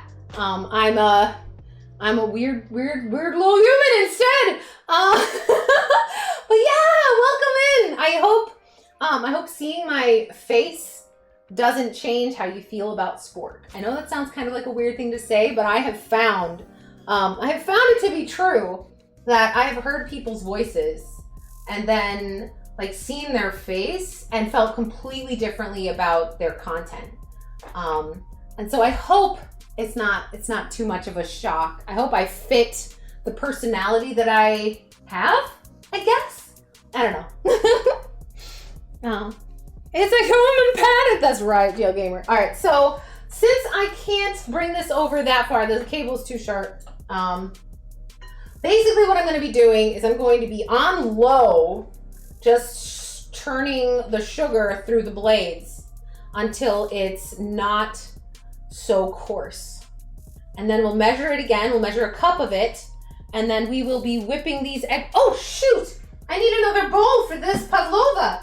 I have to clean this out really, really well because when I scooped the egg whites out of this bowl the first time, some of the egg stuff, the egg yolk batter got onto it from the spatula. Hey Elkin, do you recognize this? Look, this is saving my butt right now, this little fan of yours. It's absolutely the only reason I'm still in here. Oh, heck yeah. I love that, Corgsley. Cute things are good. TL Gamer, thank you so much. It's really good to see you. I hope you can make it for some of the Hercules movies this week. It should be epic and torture at the same time.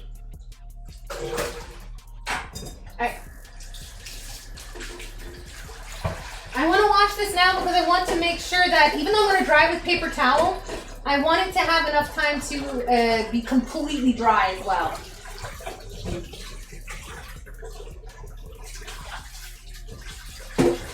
All right. And this is not something you can just lazy rinse out with hot water. You absolutely need to use soap.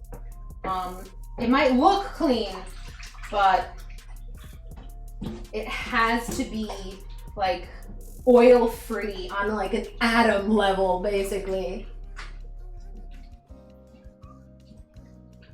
Oh my gosh, that sounds really funny, GeoGamer. No pressure. You're invited. It's my birthday party week, and we're just watching a lot of Hercules. We're gonna do some giveaways too.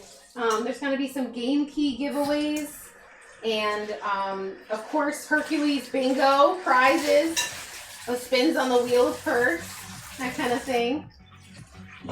All right, that is pretty good. I think I cleaned the heck out of that actually. Drying this with. I use so much paper towel! I hate using paper towel. I was raised in a home that was very, like, my mom is a big hippie. Like, she uses cloth stuff for almost everything. But I don't want cat hair in this, and I don't trust my dryer to get all the cat hair out. So we are just gonna paper towel this for the moment.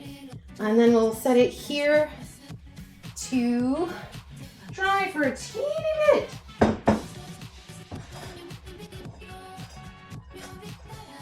Okay, that's pretty clean.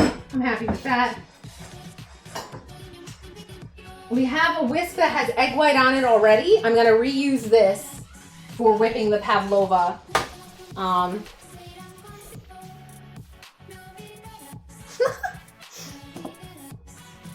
a fan, Elkin. You're a very big fan. I mean, this one comes in a small package, but it is making a big difference. Okay. All right, science. Let's see if I can make some castor sugar. It's just super fine sugar. It's not powdered. It's just super fine. So this is gonna be a little loud. This might be the closest to a NASA crash that we get to. When I press start on this, you may see a cloud of mess come out. I'm a little scared. All right, here we go. Oh, no, it's not so bad. Okay.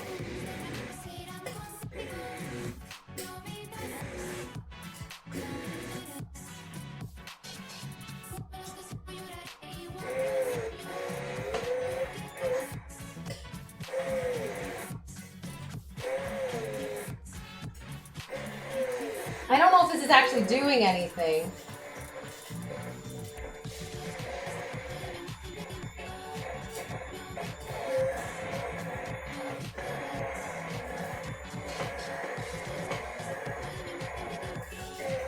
So the reason you want this sugar to be very fine is because it's going to be put into the egg whites, and it needs to actually completely dissolve in the moisture, in the water part of the egg whites.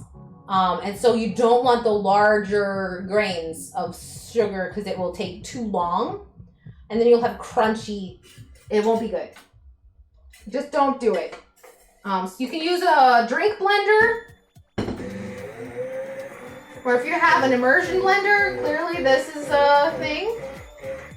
Or if you're lucky enough to have a store that actually stocks superfine or castor sugar, it's also called. In the UK, I think it's called castor sugar.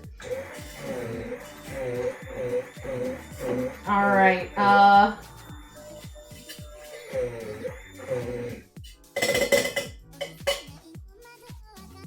That actually looks a little bit different.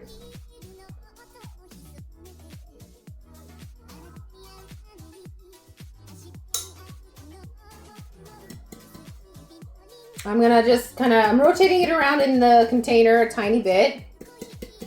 Because I'm guessing some of the bits on the bottom didn't get so ground. So I'm gonna just do that one more time. I think we got this. This is gonna work. Yay!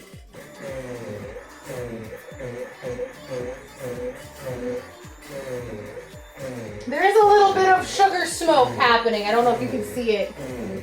I think it's good. Wow, it looks like it's steaming. Hold on, can I switch this over fast enough? No, you can't see it anymore. There were like clouds of dust coming off of it. All right, so these are the egg whites. This is our dry bowl. The egg whites go in the clean dry bowl. Bloop, perfect. Beautiful. We're gonna whip those up, and we're gonna add a teaspoon of vanilla, a half teaspoon of cream of tartar, and cornstarch. I actually don't have cornstarch, but I have tapioca flour, which is another starch that is 1-for-1 interchangeable. Also, there are recipes of this that don't use cornstarch, so I'm not super worried. It just helps with the stability of the final product from what I've understood.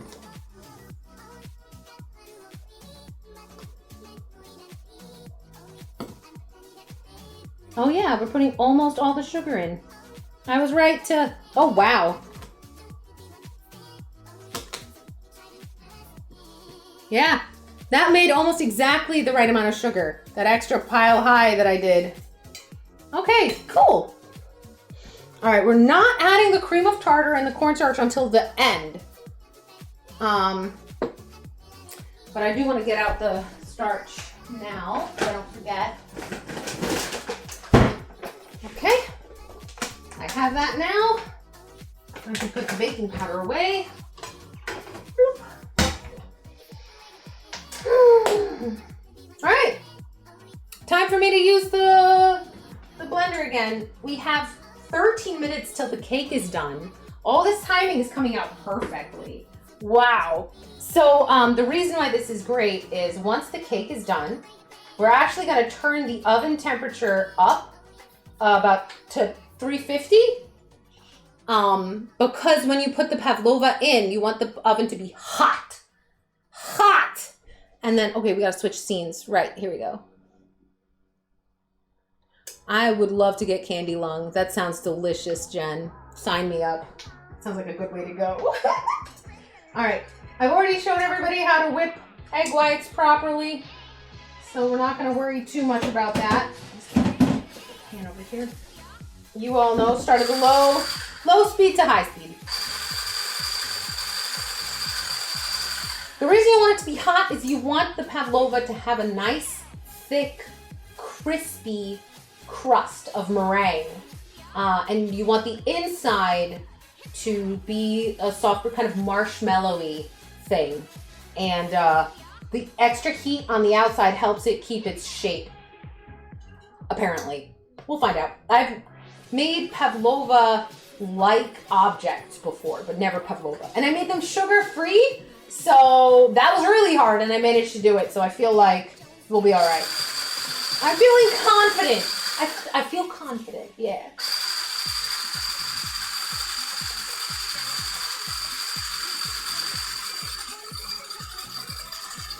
Oh, wow, tiny meows. That sounds stinky. Oh, yeah, in case you weren't here yesterday. Oh, my gosh. Mija and Bread Fox gave me a birthday present. They paid for milk and all of the ingredients needed to make cheese. On stream, sometime in July, probably, we're going to make mozzarella, probably some ricotta with the whey, and maybe even a batch of mascarpone, because I love mascarpone.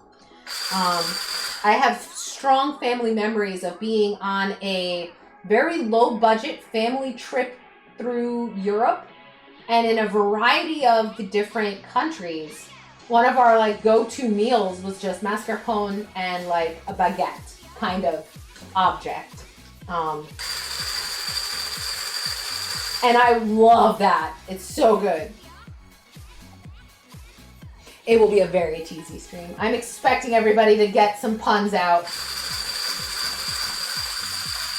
All right. This is starting to froth. Time to turn it up to 2.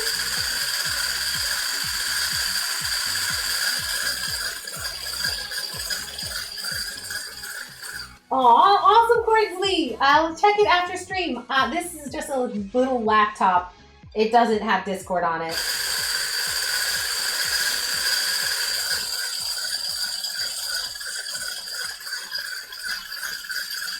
I mean, I could probably load up the browser one, but I don't have all the login. The login would be a pain in the butt. I'm not ready. I'm not set up for it. Let's just leave it at that.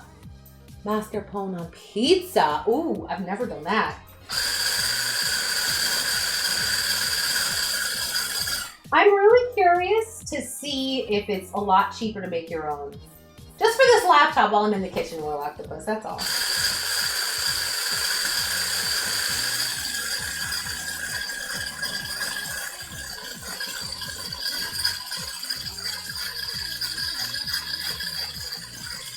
All right, the general volume is there. Time to turn it all the way up to 3. So what it says is whip eggs to stiff, or not to stiff, to soft peaks. Slowly add the sugar, and then beat until glossy and stiff. Add vanilla, beat for 1 more minute, and then we add the cream of tartar and the what? The cornstarch, the tapioca. When I have the half teaspoon measure, because I need a half teaspoon of each. Okay, yeah, we're good to go. Sorry that most of this isn't happening on the slightly better camera over there. But this kitchen is not a streamer kitchen, it's just my house. So, more vanilla.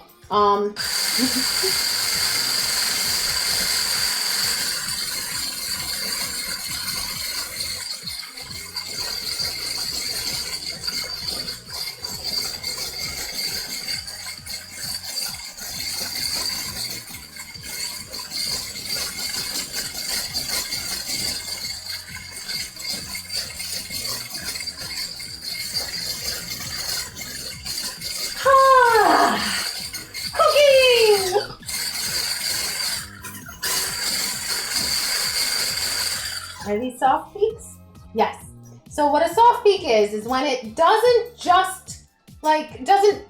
just stay in the bowl flat, but it kind of rises up with the whisk, but then it kind of flops over. It's like, bleh, I am a peak, but I am soft. I am so soft. So we're going to do that. I guess so, Jen. But I mean, it's not like, you know, it's not a streamer kitchen. You know what I mean. It's been clearly rigged up to work. It's not how it's supposed to be.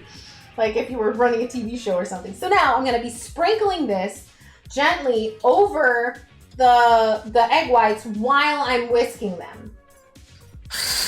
Over the course of a minute. That's how long I should be taking with this.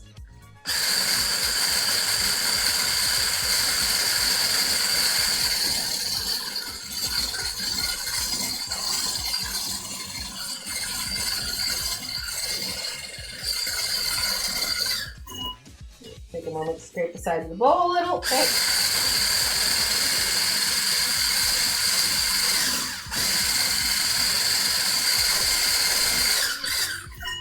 Doesn't help that I don't actually know how long a minute is in my head.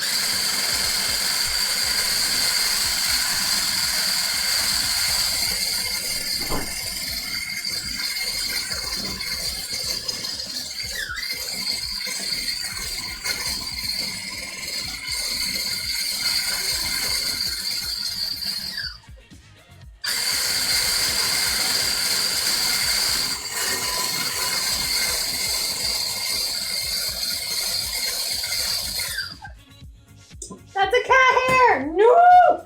Get out of my house! I mean, that's impossible. It's not getting out of my house, but at least get out of my bowl! Okay.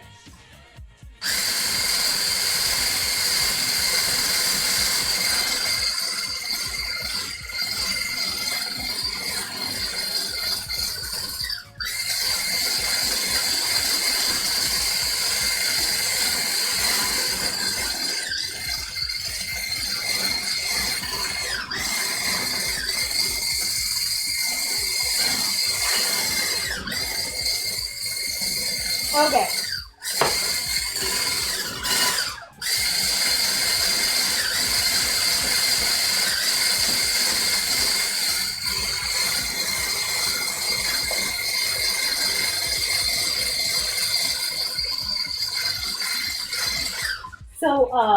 sugar has water in it. No, not water. It melts in contact with water. It's currently, this is looking like marshmallow fluff. It needs to be much stiffer than this. So I'm just gonna keep going. We're just gonna keep going. See what happens. Realism is much better. Aw! Triplerin, thank you for the birthday wishes. Thank you. Yeah. It's my birthday, and I'm celebrating this birthday week by kicking it off with some cake, and I'm making a pavlova now. I would love to try making the cake and topping it with a pavlova. I feel like they would actually pair really well together, but we're doing it 2 separate days. This is getting eaten today because of the Monday night crew. Be here tomorrow, and they get the cake, which will be heavily open in 4 minutes. So I gotta hurry.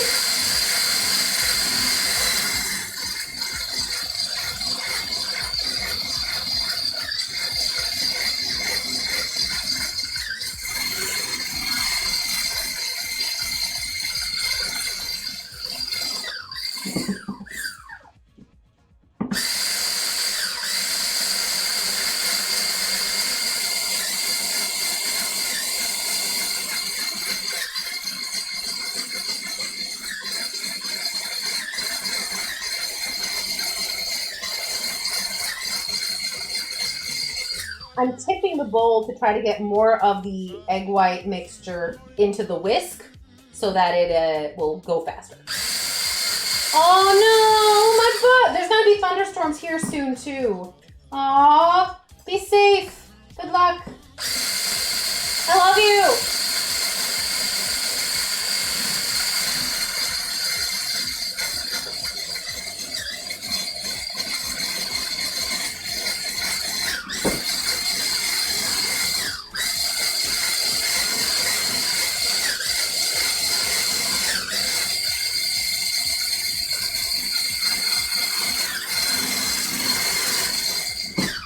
Uh-oh. This should be fluffier and stiffer than this. Something may have gone wrong.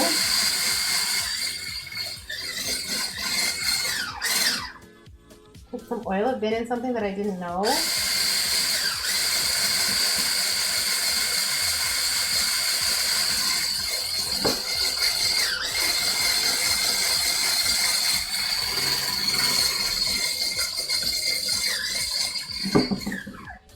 You should be feline proud of your dedication. Oh! Space cat. 13 months already. Not here a lot, but always in support. Oh, and the totally Bree, you are so sweet. Thank you for coming by and for always supporting this space. Especially since you're not here a lot. Thank you so very, very much. My gosh, that's wild. Thank you. 13 months. All right, I need a place to rest. This is a whiskey rest, but the hand mixer is legitimately getting hot in my hand. And this might be bad. This may not work. It's possible that the mixture of the high heat and high humidity You should be is just feline proud of your oh what? dedication. Oh, Rusty Space cat. Badger too. Aww. 21 months. You love baking. We are baking. I'm gonna make a failed pavlova in a minute here. Because I'm just gonna put that in the oven and see what happens, I guess. I don't know what else to do.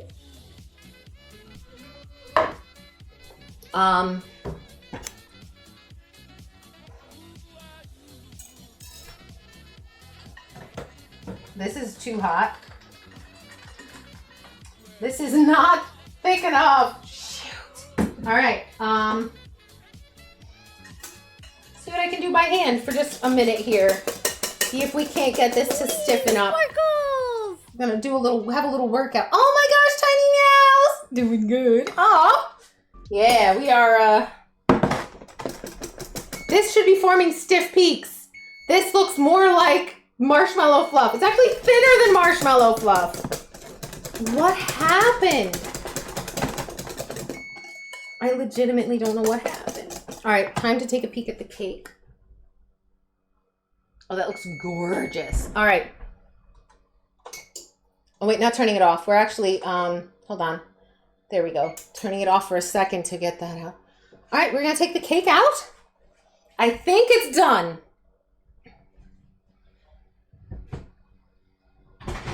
I'm gonna double check. Pretty sure it's good. And it rose just a little bit.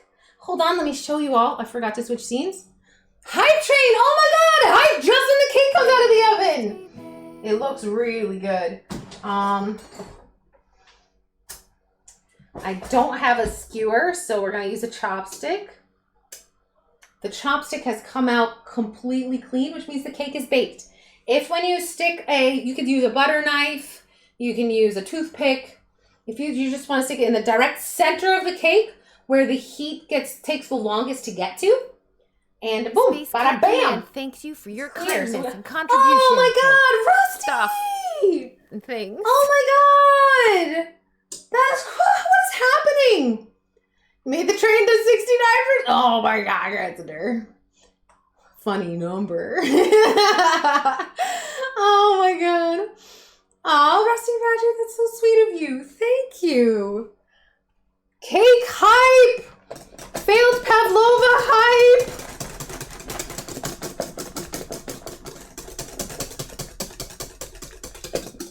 Oh. What the heck, huh?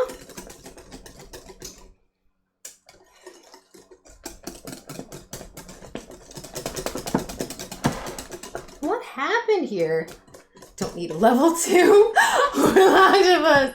Oh my gosh. Salutes and hearts, everybody. Thank you so much for all the support. All right, so we're heating the oven up for this pavlova, failova. I'm thinking this might not actually save it. Oh, come on. Is it getting any thicker? Or is it just getting worse?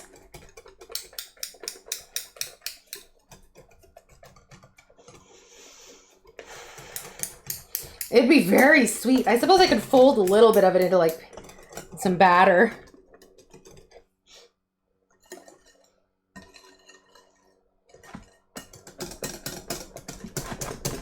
All right. Here is how I'm fixing this. I hope you're ready for this. This is not how you make pavlova. I will report back because this is going to take like an hour and a half to bake. So you will not find out at the moment, but I will report back on Discord about if this works. Oh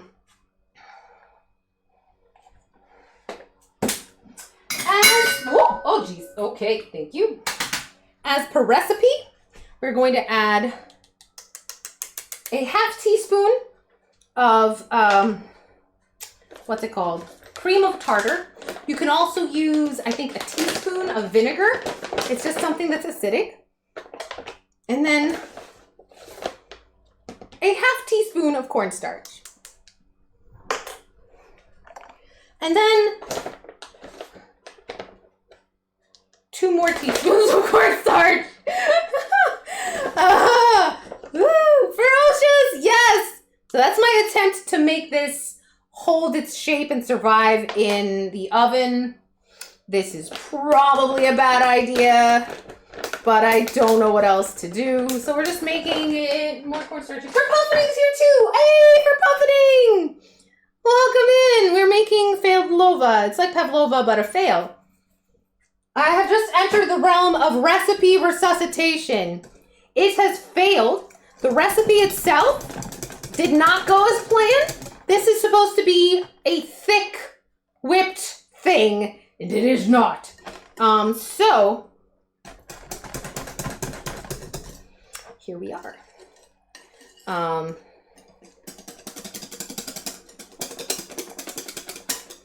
hoping the cornstarch and whipping this a little more will actually thicken it to the point where it will hold its shape in the oven.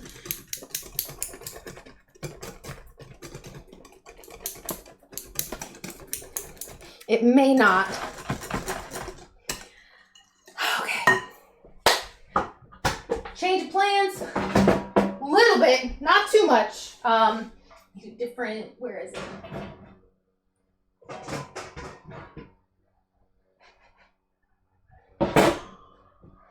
Okay. This is we're having one very solid steel baking bowl. One mixing bowl is going to be really useful. Here's what I'm going to do. I'm going to pour the pavlova into this bowl. And it's not going to be round. And it's not going to be perfect. But it's also not going to spread out throughout the whole thing and get really gross. It's not going to become a thin sheet or anything. Is it really not going to whip up anymore? Come on! Ah! I'm going to say it. I'm going to say it. Fuck. Oh, man. Okay, fine. All right. Oh, man, that sucks. I wanted to make good, tasty pavlova for my friends. And now it's going to be mystery lump. This might be dense and chewy and yucky. I have no idea what this is going to taste like when it comes out of the oven now.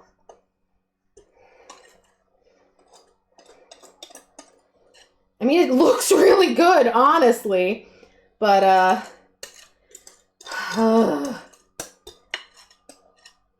actually, you know what? Hold on.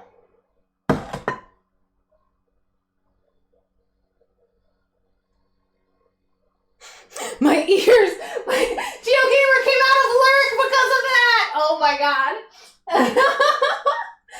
Sorry, not sorry. It's not going to plan. But it is holding its shape far more than I expected. So I'm going to revert on the bowl idea and just go straight flat here. Put the bowl back where it belongs.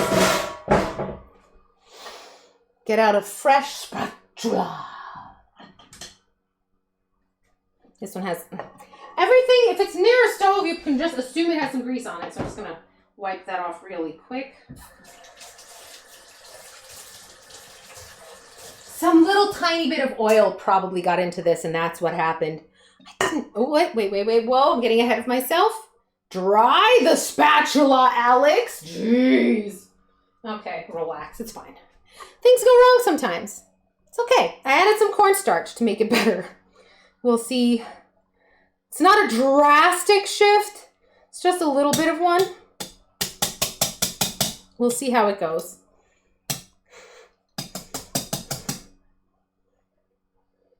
Is this something for the not on the bingo card? I don't think so. Usually, oh, maybe? Is there a cursing? I can't imagine there is. All right. That's not getting licked. That's raw egg white. And in the US, that's not safe to consume. It's mostly safe to consume. But I'm not going to gamble. Don't really want salmonella. All right. So now we take this fine marshmallowy paste.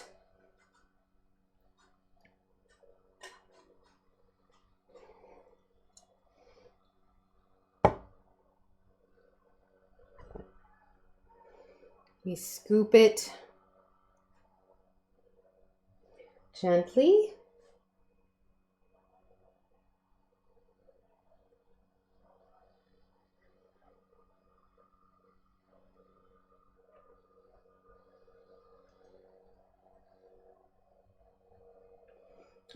Doesn't have to be fancy. Some people use like a pipe thing and they pipe it onto there.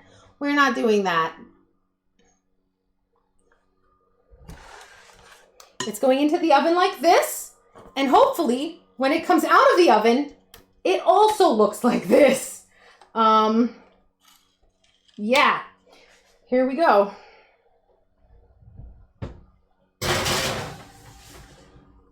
Okay, now, no slamming of the door, no loud knocking, we don't bonk on anything, we walk carefully and quietly so as not to increase the chances of this recipe that has gone wrong of going even more wrong. That is most likely going to collapse and be a flat pancake when it's done. However, who knows? Maybe it'll be edible. I don't know.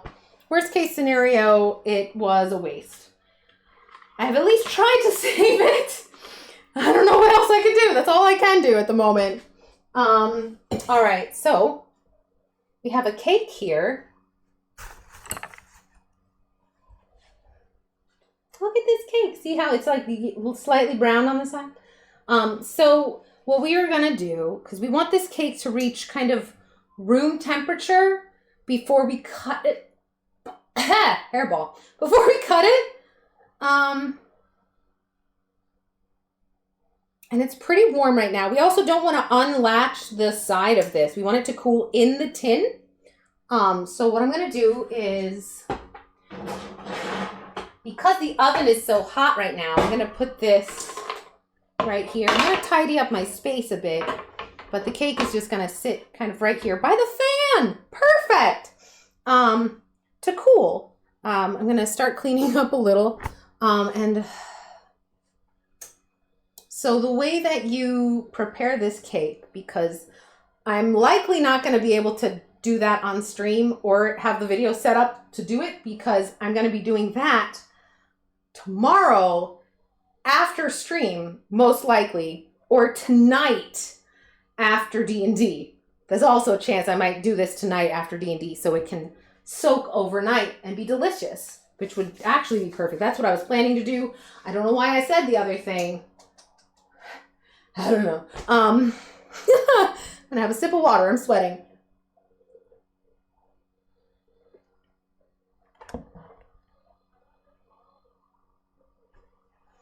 Raw eggs, in moderation can be okay. There are some like enzymes or something, if I recall, that you don't necessarily want to overdo, or some kind of proteins or something that can actually strip certain nutrients from your body if you eat too much.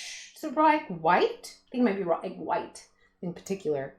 Body and nutrition and chemical reactions of like vitamins and stuff is wild. There's so much that goes on. All right. So here is the next step without doing all of the next steps. So to finish the cake, what you do is, there's the custard recipe. Okay. You're going to take roughly 16 ounces of whipping cream or heavy cream. I believe double cream it's called in some countries. I might be wrong about that one. Double check what it's supposed to be. And a like half teaspoon of vanilla, and if you want, you can add a little sugar to it. I like to add like a tablespoon of sugar, and you whip that till it's not butter, but stiff whipped cream. It can be scary to whip all the cream. So if you want to, after you've whipped it to soft peaks, you can put some of it in a bowl that's a little smaller, like a second bowl, and whip it till it's stiff there, and then whip the other half. So you're not like, if you accidentally over whip some of it, you still have some cream, like you don't waste the whole batch.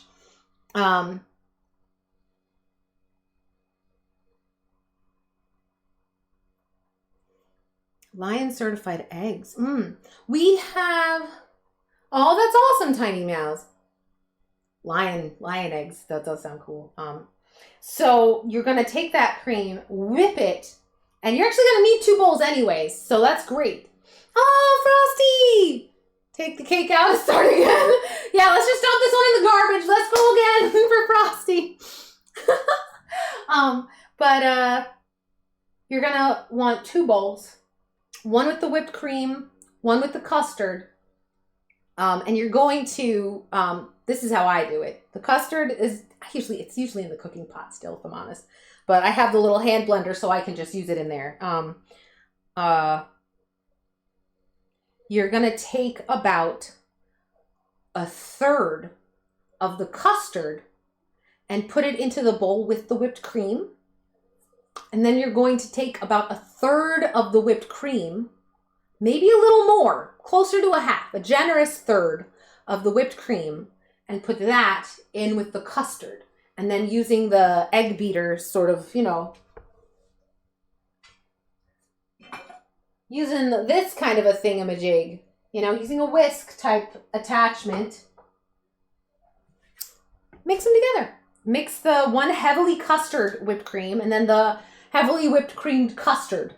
The one that is the heavily whipped creamed custard is the one with the more whipped cream. That's for the outside. That'll be a little bit stiffer. It'll be whiter, so it'll look kind of nicer. The custard, the more custardy one is for the 2 layers inside. So there will be less of that one.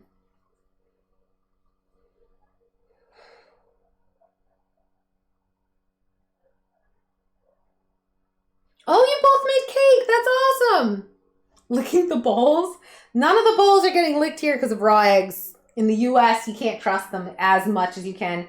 There are some places where you can buy pasteurized eggs, but you don't want to use those for making anything with whipped egg white because pasteurization denatures the proteins, which make it fluffy, which I did a good job of somehow with my pavlova here. Although, I am excited to say it seems to be holding its shape in the heat. Oh, which I actually, hold on, bake temperature has to go down to like 200. I forgot to do that.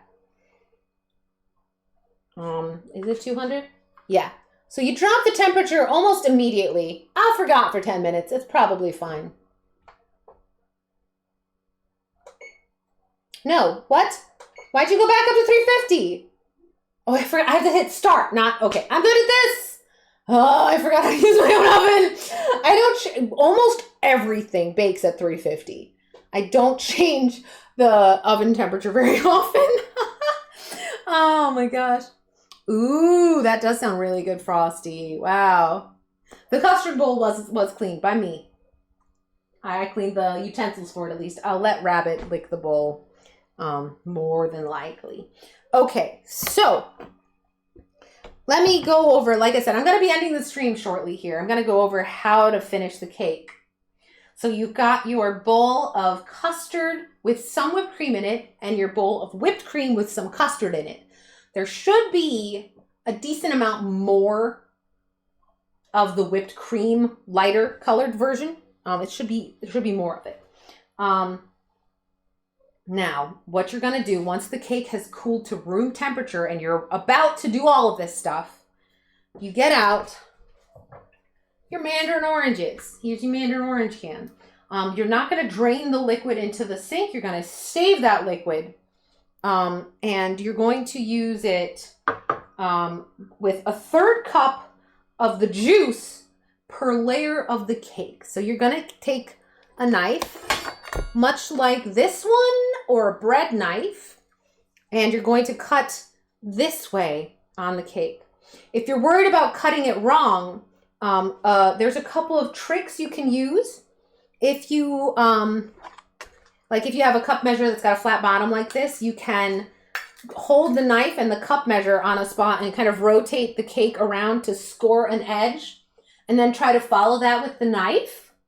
That's probably a really easy way to do it. So long as you have something that's about the right thickness to cut, not 3 cuts, 2 cuts, 3 layers. So you want something that's about 1/3 of the height of the cake. And that's where you're going to cut all the way across it. And you're going to, first you cut the top one. You can flip it over to do that if you want to. And then once that's done, you take the top part that's cut and you flip it over onto your cake pan. Wherever the cake is going to be for the rest of the time, this is now where it's living. So a plate the size of the cake, a nice pretty cake thing. If you have a cake carrier and that's how you're storing your cake, that. But wherever that is, this is now the top of the cake is now the bottom of the cake. And you are going to take that bottom of the cake, take a 1/3 cup measure, and what you're going to do is going to look like this, but there's liquid in it. So imagine this being one slice of the cake, not the whole thing. And this is a 1/3 cup of the mandarin orange juice. You're just going to very slowly drizzle it around the center in like a spiral until it's almost all empty. And then maybe if there's just a little left over, try to just focus on the edges Shoop, shoop, like that with a third cup of liquid. If you don't trust yourself with that, you can take like a tablespoon and go like a little bit at a time. But don't forget, you're only going to have about 5 tablespoons of liquid to go all the way around. A new citizen has arrived. Oh, what's this? Oh, Wusky, you followed. Oh, that's so sweet. Thank you. Welcome in for reals. This cake will not get all soggy unless you go over a third cup of liquid. This is a sponge cake. This is what it's for. Tiramisu is soggy and it is delicious. So this is like think of this like a strawberry shortcake tiramisu. But instead of strawberries, I'm going to be using mandarin oranges. You can do whatever you want though, like whatever.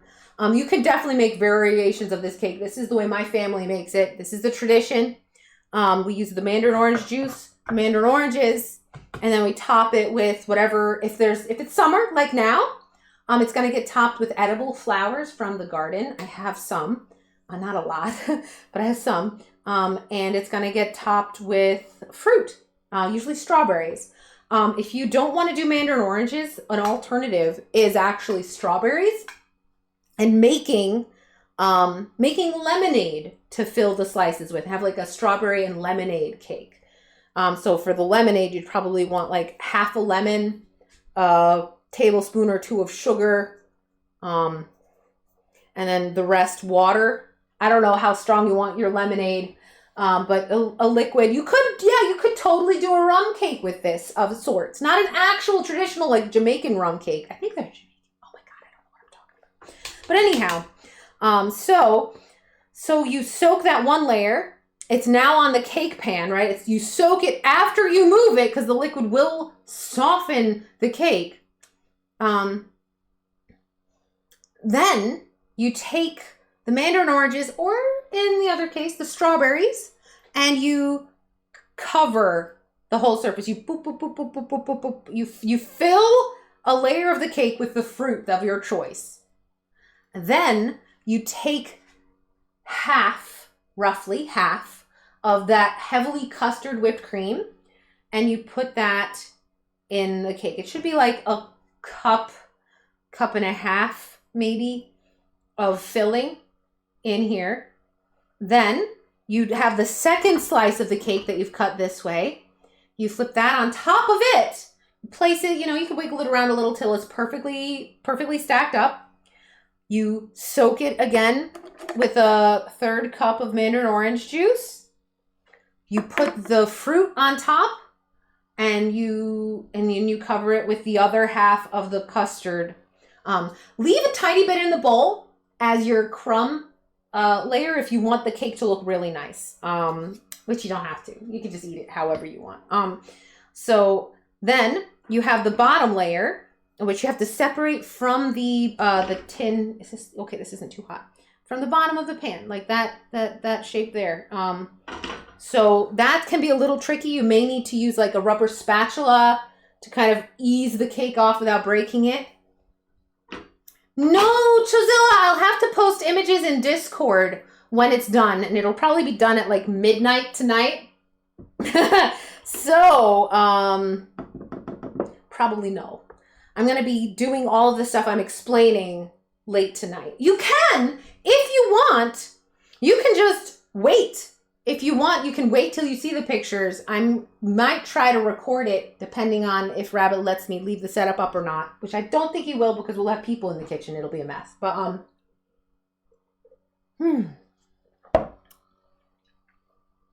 this third piece, I'm just trying to get back on track, goes on top, and you soak it, the final 1/3 cup.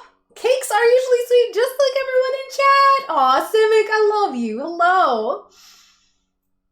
I'm glad you had lunch. Yum. You know what the best part of a cakes is? Aw, cakes are sweet. Yeah. Sure. I know that voice. Oh, that's sweet. Sean's mom. Hold on. Wait. I want to wave hello. Hi. Hello. It's me. It's Spork. Spork because I'm Human Alix. Hi. Welcome into my kitchen. It's kind of a retro kitchen because we never, after we moved in, we didn't do anything to it. So it's just the way it was probably in the 70s. Sean and Sean's mom, welcome in, both of you. We're baking cake. It actually has come out of the oven. It's right here. And I was just telling everybody how to prepare it once it's cold, because it's going to take so long for it to get cold that I can't sit here and wait with all of you. I need to do other things with my day.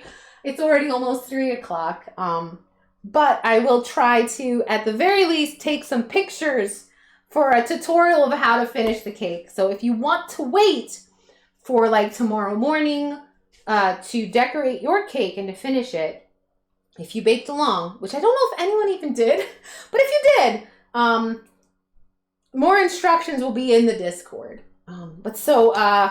So we've talked about adding the liquid to the sponge cake and all that stuff. Hi, Iris. We've talked about putting the fruit in and then the custard cream. Hi, Rabbit. So once you have all 3 layers on top, all stacked up, you take the whipped cream that has just a bit of the custard in it. You take just like a spatula full or 2, like maybe a cup in total. You scrape the bowl that had the heavy custard cream from the inside, any leftover, like a couple tablespoons, and you're gonna make what's called a crumb coat, which is basically you're just gonna lightly brush that over the cake all the way around to kind of capture any crumbs, so that whatever parts come off with the new custard stuff being added, it won't blemish your beautiful cake, if you want to be really fancy about it. Then you take the rest of the cream and you put it around the sides and the top. It should be very stiff because when you whip that cream, stiff peaks. You want to risk turning it into butter almost, but not quite. Don't turn it into butter. A thing that can help, actually, a cool tip for whipping cream, put your bowl in the freezer along with the whipped cream for like 10 minutes first. You can put the bowl in for longer, but don't accidentally freeze your whipped cream. But if it's colder, the whipped cream will turn to butter slower. At least that's what I've been told. I don't know.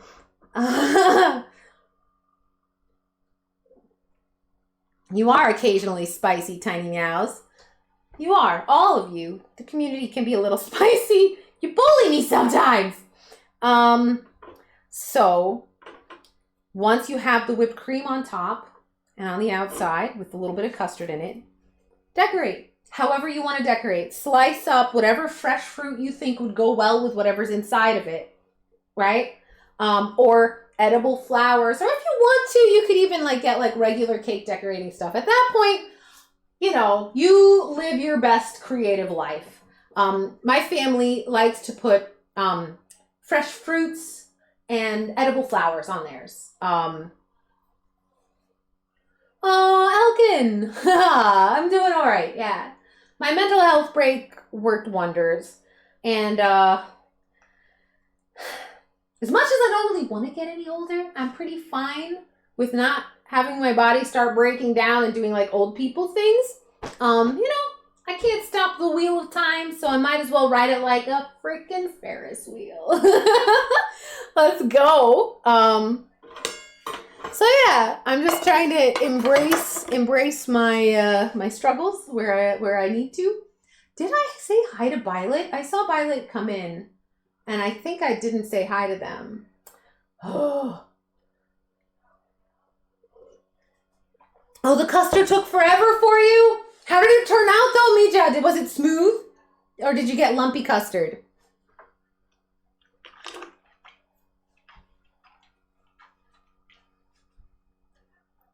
Birthdays are for everyone else to celebrate you being in their lives. Aw, that's true in a lot of ways. It's really true.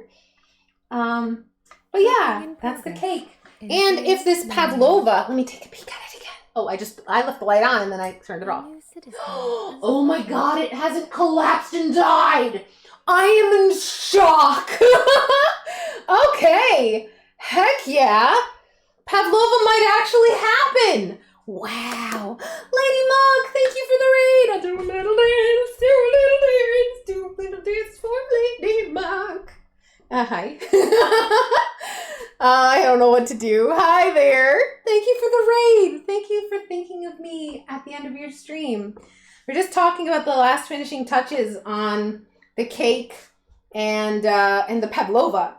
For the pavlova, if you want to make it traditionally, take about a half cup of the custard from the cake filling. Take a half cup of that and set it aside for the pavlova. Maybe a little less than a half cup. Justoy, welcome in. Aw, thank you, Lady Mug. It's got skulls and roses and vines. It's a rockabilly dress, so it's actually got a nice kind of full skirt. And if I had a thing on, it would be this shape. It would be all sticky outy, but that's warm and scratchy, and it's not worth it. Not unless you're like going to like some sort of show or whatever. If you really need to dress up. How are you, Justoy? Welcome in. Did you come in with Lady Muck when they raided, or did you just happen to come by at the exact same time as their raid? But so for the pavlova, very similar to the cake. You take the custard, pop it into the center like a pizza. Think of it like a pizza crust. The pavlova, the egg white cake of sorts, this meringue, this baked meringue is going to get topped with the custard, kind of like pizza sauce. And then on top of the pizza sauce, you're going to whip up just a little cream. You don't need a lot. Like enough to put some nice little like dollops, kind of. A little bit of whipped cream on there. And then whatever fruit you want. I have, for mine, a hopefully ripe mango and some strawberries. Hey, Leader Killa! Oh my god, it's been 1,000 years, it feels like. How are you? Oh, did the music stop? It probably stopped a while ago. I'm not able to hear it very well. It's very quiet. Oh, there we go. Okay, it's there. How are you, Leader Killa?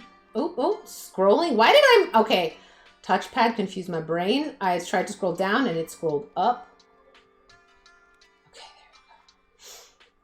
So yeah, the pavlova, once it is absolutely cool, remember, whipped cream and custards and stuff, they don't like getting warm. However, one thing about pavlova, do not store it in a refrigerator. It is, I believe it's safe to leave overnight.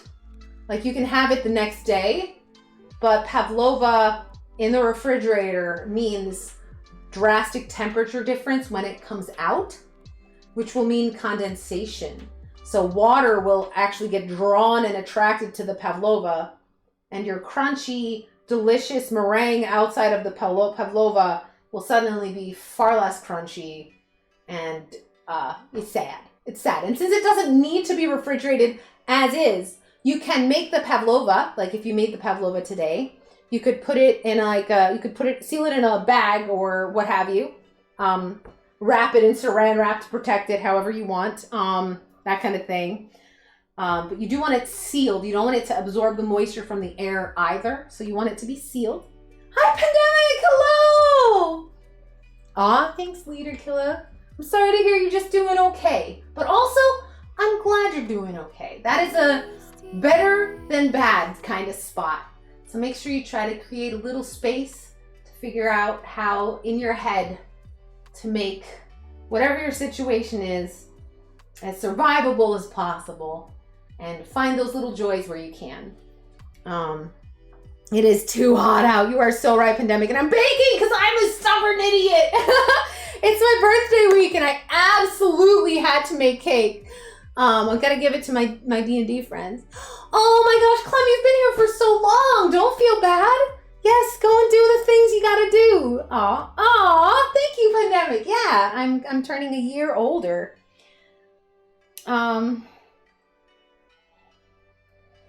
I'm already an adult, so it's not very exciting in that sense. However, I am getting some presents, and presents are nice. And I am getting cake, and cake is nice. So, yeah, we're celebrating the fact that I made it here, right? One more year of surviving. Here we go. Oh, Leader Killa! I'm making a cake. It's my family's recipe. It's my mom's. It is called, in the Norwegian term for it is bløtkake, which is kake is cake, and bløt is like moist. It means it's kind of wet cake. It's a wet cake. And it is, and it's amazing. It's like a tiramisu is a wet cake, you know? No, Leader Kill, how dare. Yeah, I shared my recipe on it, and I made it with everybody. It's right here. And the leftover, because we make a homemade custard, because that's what my mom does, because she's extra. She decided she didn't like the amount of just like cornstarch in regular instant pudding kind of stuff, or in the cooked stovetop stuff. Didn't like it, didn't want it. It makes just normal stuff. And so the normal custard that to go in the filling is egg yolks. And so with the 4 egg whites in the oven right now, still not falling apart at the seams, I am amazed, is a pavlova, which is an Australian or New Zealand dessert, which is like a fluffy giant marshmallow with like a crunchy meringue outside that you top with a little bit of the same kind of custard, whipped cream, and fresh fruit. And that we're having tonight. So I'll be taking pictures of that when it's done. But, oh shoot, I forgot to set the timer. I am not paying attention. I believe that goes in for 1.5 hours. I think we've been talking for like 10 minutes, maybe? There we go. 3 o'clock. It's going to be done in the oven around 4. That gives 2 hours for the house to cool down and for the pavlova to cool down. You can make it and have as much of it as you want. One of the neat things is you can technically make pavlova with less sugar, using some sugar substitute. And if you do that, it's a lot healthier because it is seriously sugary. Oh, responsive, hey! Keep it closed and let it cool. Yeah, responsive, although I'm only gonna do that for a bit because it's currently 90 here. So I'm gonna leave it in the oven for like an extra hour with the door just a little bit cracked open. And then it should be fine, I think. Also, I'm not too worried if it cracks. I'm not a perfectionist. This isn't going to any kind of show. You know, I'm not worried about it too badly. All right, let's start cleaning up and wrapping this up, I guess. Because I have people coming over. Yeah, we did it. It's done. Man, I made cake.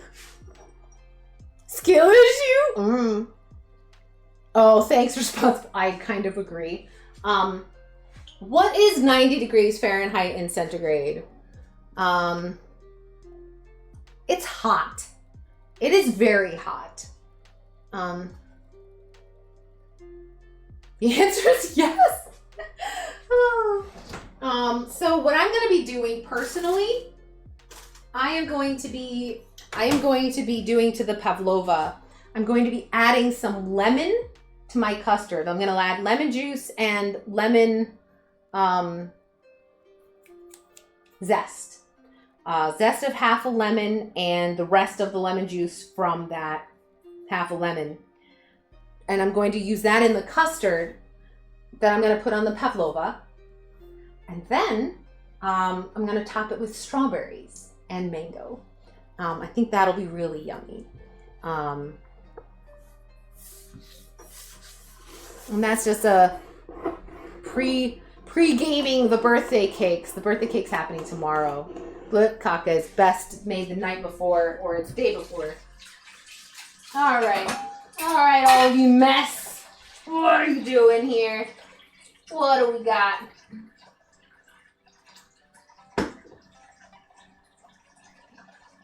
Oh, that's interesting. Because of the friction, when I made the caster sugar, which is just really fine sugar, so I just put a immersion blender into a cup of sugar, basically. Man Spider, hi! The heat got so much that some of the sugar melted to this blade. Okay. All right, sure, why not? Oh, man. Yeah. I hope you all enjoyed this. Thank you for baking along with me, or at least making the custard along with me, Mija. I hope that my instructions were fairly clear. I will share the instructions on the Discord for the whole thing. Yeah, responsive. It's hard to handle foreign languages sometimes. When a word sounds like another word, it can be tough. It happens to the English language as well. Oh, where are you, Chozilla? Were you backseat baking? Leader kill. It's a large kitchen, but I wouldn't say that any level of it is actually like nice. If I were to like take you on a tour of this, you would actually see like up close. All the cabinets need to be repainted. Some of them won't stay closed. Like it's this whole countertop really needs to be replaced. Like it's actually really due for a renovation, but we're not gonna, because it is all right. And that's a lot of money and a lot of effort for something that, well, isn't necessary, I guess. Yeah, it is nice to have a lot of cabinets. I feel very lucky.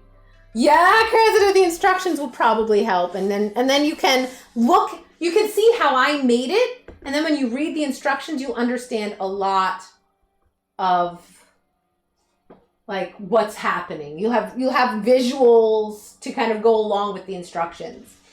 I'm not really expecting to be able to like teach someone in one fell swoop through a video how to cook a thing, but I don't know, might as well bake along with me, right?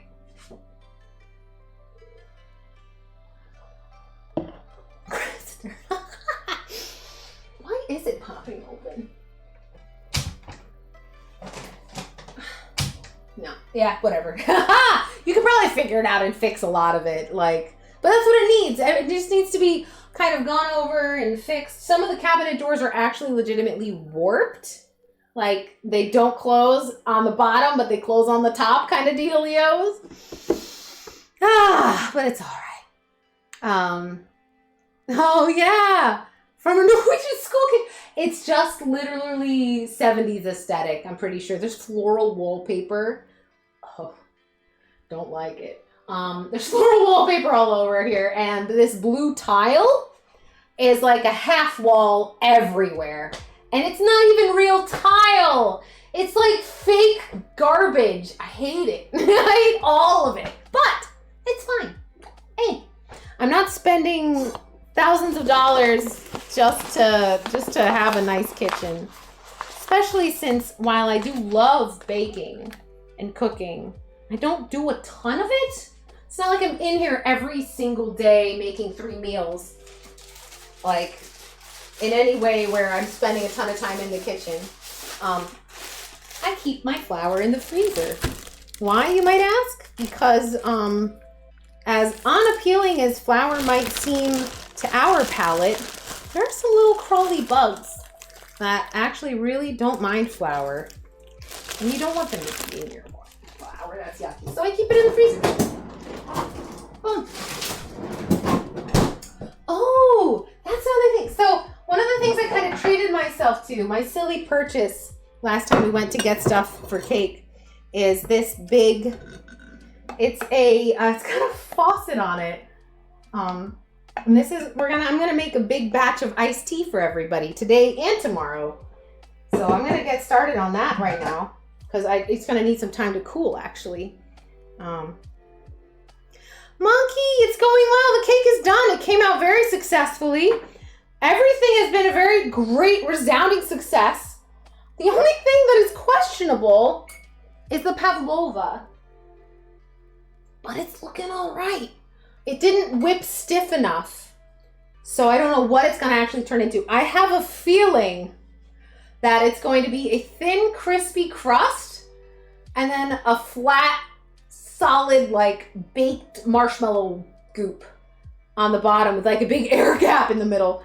We'll find out. I don't know. It's a science. My friends will probably still eat it, you know? Okay, there's like almost no sugar in here.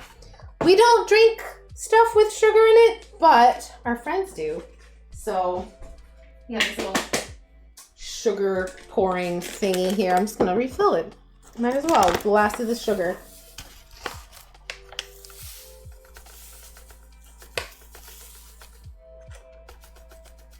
Oh, Leader Killer, thank you so much for coming by. Seriously. Powdered iced tea? Roy, no, I don't. Oh, I can show you all how I make iced tea. It's easy. It's fun. The best iced tea that I like, the kind of iced tea I like, it's not the best, personal preference.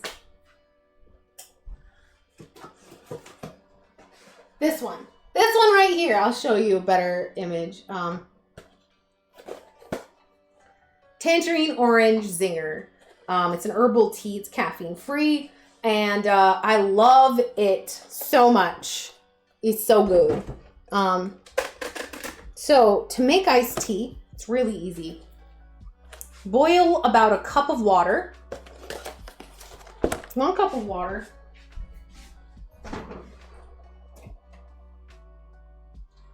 Oh, it's already,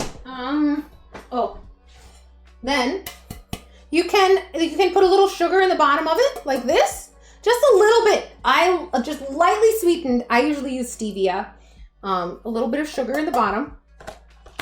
You boil a cup of water. And for this container, which is like, I don't know how many ounces this is, but it's usually 3 glasses of iced tea. Especially if you're using some ice cubes. And you just take 2 of the tea bags, pop it in there, cup of boiling water, and let it sit on the counter somewhere for like an hour to cool off. Then you just top it up with water and put it in the fridge. Done. Or you can make it just by soaking in cold water like over a day or 2 in the fridge. That's another option. I don't like powdered teas because how do I put this? I used to drink powdered tea for a year or 2. I discovered it and I was like, okay, this is delicious and it's less expensive than a lot of other drinks that I enjoyed and stuff, and it's easy. The problem with it is in the process of making powdered tea, instant tea. It's like a little, it's like think about like Kool-Aid or those like drink packets that you put into your water for like exercise or what have you. It is instant tea. And the problem with it is I might be inaccurately remembering this, but I think it was the amount of heavy metal in a lot of them. And like the amount of impurities and other garbage you're getting in with the powdered tea. They did some tests on it like 10 years ago, so maybe things have changed. Oh, hi, handsome. Maybe things have changed. I should recheck my facts. You can check the facts as well, right? But the reason I stopped drinking it was because I didn't want to hurt myself in the long run just because there was something I liked that was easy. And heavy metals is serious, right? Like that's why I stopped. Oh yeah, we pet the kitty. I don't have to bake anymore. We can pet you, huh? Hi, bud. You want some treats? I'll give you real food in a little bit here. Here, bud. What's next? He's a good boy. Yeah, they brew the tea and then they dry it. And so what happens is whatever impurities in the tea water that they're using, which may not be filtered and could just be straight up city tap water. That water is then whatever residues are in it are in your tea, plus whatever's already in the water that you're adding to it to make the tea. So I just opted to stop. I don't know. I am a weird mix of completely fine with whatever and a bit of a health nut. Like, I got hot dogs in my fridge. I'm actually gonna make some and eat them as soon as I'm done streaming. I have hot dogs. I may eat some hot dogs. You know, like I'm eating things that like you'd consider junk food for sure too. I love flaming hot Cheetos. Love them. Jalapeno Cheetos also really good. Mac and cheese from a box. I like that. I like homemade mac and cheese better though. So there is. I'm not like, you know. I don't know. I'm like in a weird in-between. I got raised by a very health-conscious hippie mom.